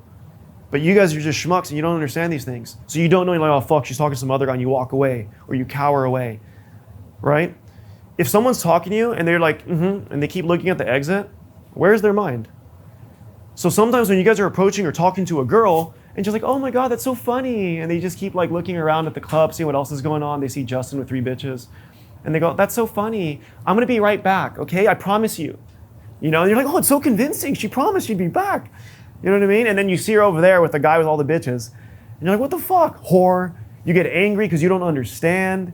You're like, why are they like this? So understanding these body language cues will tell you when to move forward, when to pull back, when to move on. I'm not the best with girls. I get plenty of girls. I'm not the fucking best. You know what I mean? Here's one thing that I'm going to show you a lot of you guys that should help pretty much everyone in here. So when it comes to people at attention, the only currency you have as men is your attention, right? So don't give it away so freely. Meaning if a girl talks to you, if a girl taps you to talk to you, do you guys turn at attention? Yes. Or does she touch you, say, hold on, and then you just keep talking to your friend as you turn your back to her, right? Playing with animals, you're gonna understand this. When you're playing with your fucking dog, if you're joking and he's like scratching you too hard, if you stop and you start yelling, he might still keep jumping. He doesn't get it. The moment you just turn your back, literally the dogs will just like, he's done because your back's turned. So when a girl's not interested in you, what does she do? She turns her back. Oh, that's so nice, thank you. And they turn around, right? So if attention is the only currency you can get, or you have, then why do you give it away so freely? And her calibrating where you register on the hierarchy of things, it's going to be registered, a lot of it, through through your social status and your body language, right? If she met me through the internet, she can see it already through there. But if I'm in person, this girl doesn't know I'm a YouTuber. This girl doesn't know all the things I've accomplished in my life. She doesn't know shit. She's only reading my body language right then and there, right? So if a girl taps me and then, and if I'm like, yeah, what's up? And then she's like, what's your name? Or then like I'll pull out my phone and I'm like, what'd you say? Like, I'll make her repeat it. If you ever want to make a guy like what do they call it, little brother a guy? Make him repeat himself. You know what I mean? Like if you're ever trying to a guy's trying to steal your chick, and he's like, oh, and he's trying to talk to you, what's up, bro? And then you just do something to make him repeat himself. What's that? Wait, what? I can't hear you, bro. And he has to say the same thing 3 or 4 times. He looks like a schmuck. You little bro him in front of the girl, right? Little tricks there. But check this out. Everyone enjoys earning something. So if a girl's trying to get your attention because you signaled some type of attraction signal, right? She saw something that saw you talking with the girl. She wants to meet you. And if she starts talking to you and you're looking over your shoulder, actually, let me get a volunteer. Good exercise we used to teach everyone. So just keep your hands by your side. All I want you to do is think about what you are experiencing. I'm gonna walk towards you and I'm gonna get really close, all right? And I just want you to think about what you're gonna experience or what you feel, all right? Does that feel comfortable? No. All right. Now face them. Now what I want you guys to understand is that feeling, it's an adrenaline dump. It's gonna shoot because it's threat. It's kind of threatening for a guy to get in that close proximity. If you're that close to a girl, you're either fighting or fucking, all right? So it doesn't feel good. So the last thing you want another girl to experience is what you just experienced. This is why we teach in game, don't approach from the front. It's fucking, you guys understand, you're way stronger than her. You're way more aggressive, you're way more violent. She knows that men can be this way. So the last thing you want her to experience is this aggressive, stronger, bigger, dominant guy coming right at her like a fucking deer in the headlights. But check this out. How close are we right now? We're pretty fucking close, right? You feel anything? Does it feel threatening? No. But then the moment I get right here, uncomfortable, right? So this is why, when you guys want to run game and all this stuff, this is why you'll see us, and sometimes this shit gets overlooked because we're so far in doing this, we forget to teach these basics. But when you're seeing a girl talking to her friend and you tap her like this, and you lean in to say something, and then you give her space, you've communicated so much confidence in just that thing there. You're like, oh my God, I fucking love your outfit. And then I step back to read her language. How does she respond? Does she turn and face me? If she did, that means she's probably already seen me earlier and she wanted me to approach her. And if she just goes, thank you, it's so nice, you could do something else. And you can just try again, say, whatever the fuck you want to say. But you say something else, you talk to her because it's loud in the club, you have a reason. But see how we're sideways? Sideways is cooperative. When you're looking at blueprints, you're side by side. When you're playing chess, it's versus, you're across the table, right? So just understanding these little fucking cues about body language. You guys aren't aware because you just want to get pussy so bad. You just have to think about the female's experience and what she's going through, right? So understanding all these dynamics, even better if you're in front of the girl, and I'll do this because I already saw her earlier, I'm like, oh fuck, I need to open. And I'll talk to my buddy and we'll get a drink and I'll kind of do those things where you step back like, oh my bad. And I'm like, oh, what's your name? And then she'll talk and I'll just keep doing like this. And actually, if she continues the interaction and it's going smooth, then little by little, I'll start to open up to her. That way she feels like she has earned my attention. It's not just given away freely. Whereas every other guy gave her attention at will. You're a little bitch for doing that. And it pisses me off. Because all these guys that pay for OnlyFans, they're just simping over fucking women. You guys are creating this environment that makes it harder to get pussy. But if you're a social media guy like me, it fucking actually helps me. But in general, whenever guys do that stuff, it's just like, God damn it, man. You're just hyping this girl's ego up so much when she's a fucking 7 and she thinks she's like an 11 because every guy is simping over her. You know what I mean? Try it. Just trust me. You do that kind of stuff, girls will recognize this behavior. And this is like all the open interaction. It's just, there's so many things that go into it. And for girls, they're just having a good time. For us, it's like we fucking studied. We fucking did hours of work to learn this shit. And you can have a seat. And for her, it's just this smooth interaction. Like this guy just gets it. So I'll kind of end on this thing. When it comes to guys and the way we rate women, and for the most part, we can look at girls And we can judge them on a scale like 1 to 10, right? Like, oh, she's a 7. Oh, dude, that girl's a fucking 10. Like, oh, she's an 8. You can rate her. For girls, it's a little different. It's kind of like you're either like a 10 or you're like a fucking 5. Like, there is no middle class. You're either the guy who has it, like you're the man, you have it, or you don't. It's like a yes or no. Like, I might fuck in between a 6 and 10, but, you know, girls, they're like either you're a 10 or you're nothing. There's not much of a middle class. And social media is actually, I think, in my opinion, creating more of a separation. So, like, you really don't want to be on this bottom half. And this just creates just this fucking roller coaster, this, what do they call it? That, like, rolling that ball up the hill type event. And you just creates this tsunami of fucking women that you'll attract in your life from going from, like, the 5 to the 10. Most guys don't understand fuck all about body language, about game. They're not going out and approaching women. I think the average guy reads 2 books after he graduates high school. You know what I mean? The average guy is not going to the fucking gym. The average guy, I think, now is on overweight. Like, it's so easy to not be average, guys.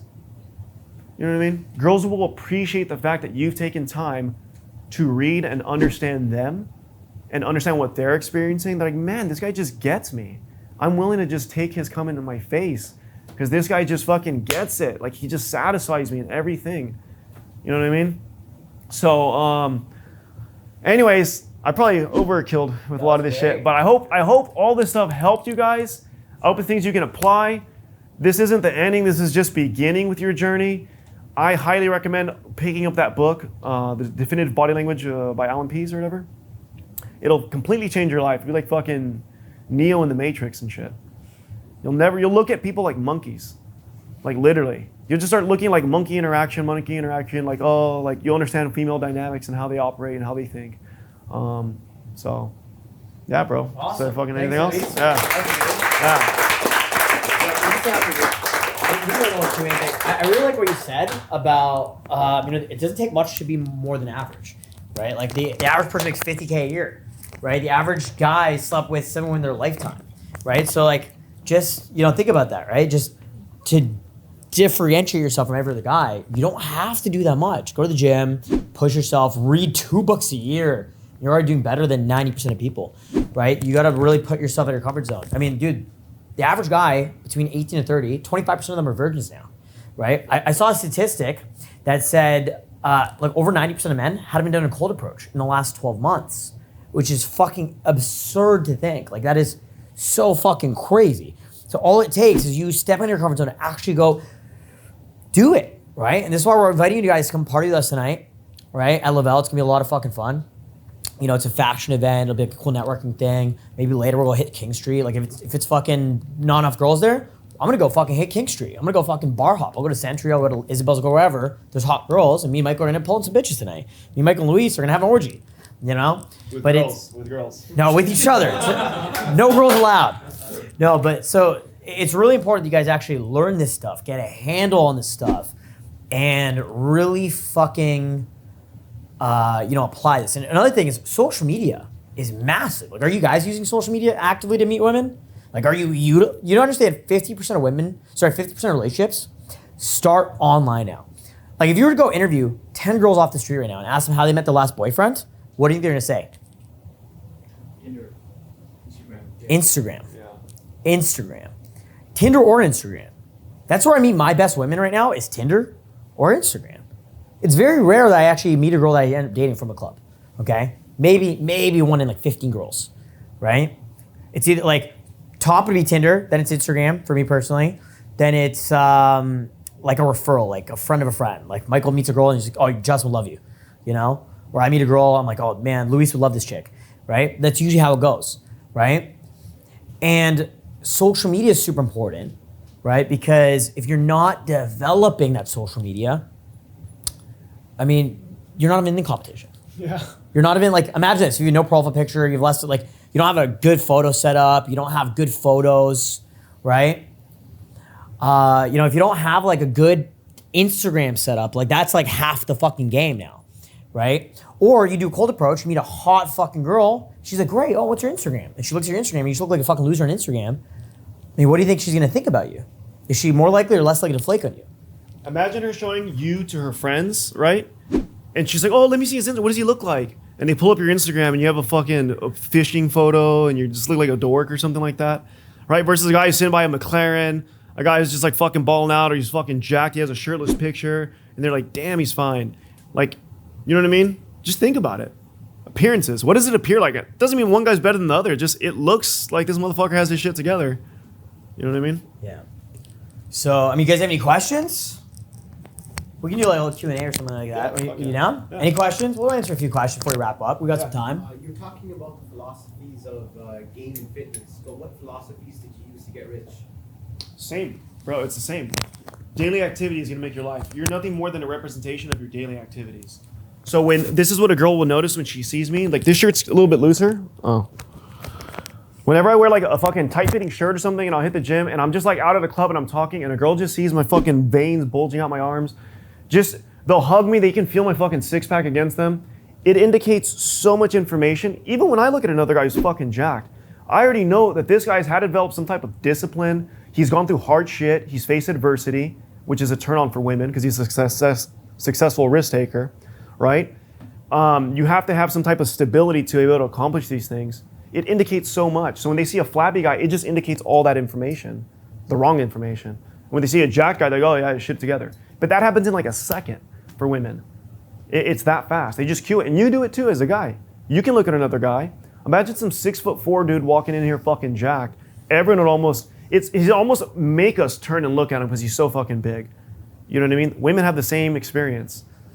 So, but it's the same philosophies. What was the question about how that made me rich? Yeah. Yeah, it's just the same, bro. Daily discipline. All the things that'll make you good at game, I think, in my opinion, make you good in business. 100%. Like game and business are the same, 100%. bro. I understand humans. I understand. Game will force you to have to go through a lot of your own insecurities. For sure, bro. I've sat on the curb at the end of a weekend when I got no pussy and I just felt stressed, like, damn, dude, like I couldn't do it. And like you're mainly more mad if you didn't approach a girl and you're just like beating yourself up over it and you have all this negative self-talk. I've been there. Like we all go through that. I've been in business for years, bro. When I was 20, I started as an entrepreneur. I didn't really make it till I was 28. That's 8 years of fucking crying in my car, driving to Bakersfield, doing all these fucking things, just trying to make it happen. And I just sit there and think, fuck, dude, are they that much better than me? Like I would just have mental breakdowns over this. I was just insecure, like how the fuck are these people doing it? And then one day it hits. It's like that iceberg effect. And they go, Luis got lucky. And I'm thinking, motherfuckers. Like they have no idea, you know? So you guys should be okay with going through hard shit. Join a gym, get knocked the fuck out. Go do boxing. You know what I mean? Do hard things that make you afraid, that you're afraid of doing. Just do them. It will force you to grow. It'll force you to face yourself. You'll deal with some adversity.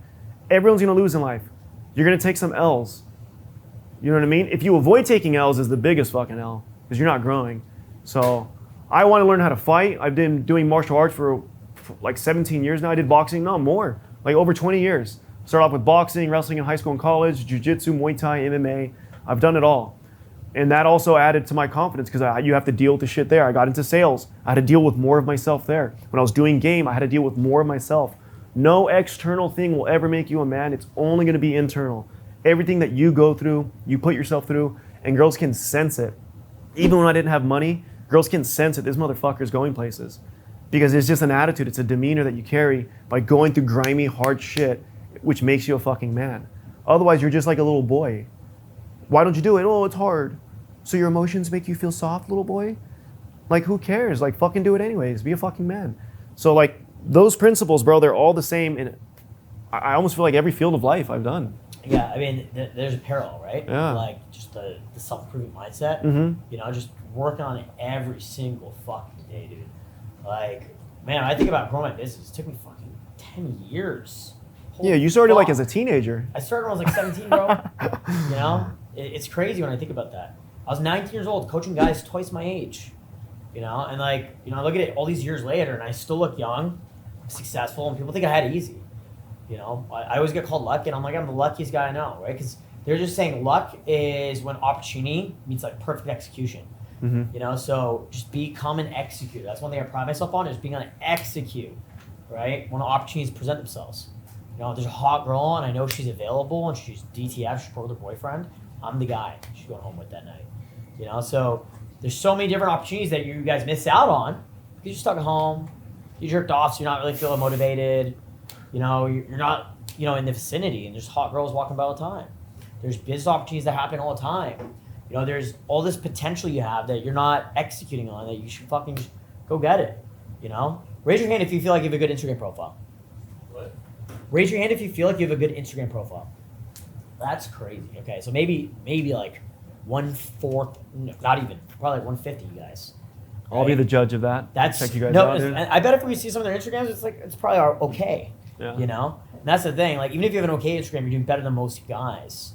I'm honestly thinking of just like giving you guys like helping out like 5 of you guys do like done for you Instagram. Let's pimp out. Kyle, would you be down to do something like that? Yes. If we could like do a because you do Kyle's photographer. He's really good. He's done a ton of my picture stuff. If we were to do like a done for you Instagram profile setup thing, maybe we can like tie it in Aiden's code so Aiden runs my coaching mastermind that I do. Like, this is kind of only for clients who've already gone through boot camp, but you know, I'm thinking we should fucking like bundle together, do like a thing where fucking you do like done for you Instagram like profiles, and then like join Aiden's coaching program. If anyone's interested, silently go talk to Aiden, go talk to him about it, and you know, just fucking talk to him about it and see if that's something that you think you need. But we probably, you know, help if you guys get a pimped out Instagram, because that's like the most important thing you need to fucking do to be competitive in the dating market. You understand the dating market's a market, supply and demand, right? And understand the average guy who's getting a lot of pussy right now, he's fucking all the pussy. You know, the average guy who's like getting laid actively is sleeping with most of the women, right? And then there's the guys that aren't getting laid at all, right? But usually those guys have a good Instagram profile. I know a guy who's like an super high level fuckboy, like 21 years old, smashed like 400 chicks, right? And it's funny because his Instagram profile got banned, and like, dude, he's like asking me to help him fix it. I'm like, dude, I'm so sorry. Like, I felt so bad for him. Talk about foo-foo. Dude, I felt so bad for this guy because I just know he has thousands of girls on Instagram, and I've been there. You know, when my Instagram got banned, I got banned like 4 times in the last 6 months. I got it back every single time though. And it's just like, there's no pain like losing thousands of women's contacts, like who are just horny. It's like having a list of girls that just want to suck your dick, you know? So yeah, if anyone's interested in, so I actually have a course called Online Seduction. It's online-seduction.com. I don't sell it anymore, discontinued. Because the issue I had was guys would get this course and they learn from the material. Then, because this is during COVID lockdowns, right? I want to make a course. I was in Mexico City. I want to make a course that would help guys meet women, get girlfriends during COVID. And because there's nothing else like that. And I felt so bad for like the average man, how they're just not getting pussy. You know? And so I made this course, and when I got back to Toronto, I had all these guys that bought my course, and they were like fucking the same girls on Tinder as I was. Like all the girls I'm dating, and I'm like, God damn it, right? And so I'm thinking of like something we'd offer you. Dude, if you guys want, go talk to Aiden about this. If you guys join Aiden's 6-week coaching program, it's an online version, kind of like we do and talk about here, where you just learn every little bit of game that you don't learn. I'll throw in my online seduction course for free. It's discontinued. You cannot buy it. The payment process does not work, right? You unlimited pussy from that. We'll get Kyle to do, you can do like photo shoot and like help out their Instagram profiles, pimp, like a done for you like Instagram profile service. So we'll pimp out your Instagrams, pimp out your Tinders, and then fucking, yeah, go through coaching with Aiden. I'll give you guys an online seduction for free. Okay, if anyone's interested, just go talk to Aiden about it. So, I mean, we got some time, guys. It's 6:40 p.m. Lavelle's gonna open at 8, the fashion show stuff. Do you guys wanna go get dinner? If you wanna hang out here, network a little bit, get to know each other, find a wingman in this room, you know? Go find a fucking new wingman. And let's create this community together, guys. Let's go out and fucking crush it tonight. Maybe someone else get laid, right? I know I fucking will. And let's go crush it. If anyone wants to get it done for your Instagram service, talk to Kyle, talk to Aiden. We'll just like fucking bundle together, make it happen, okay? All right, boys.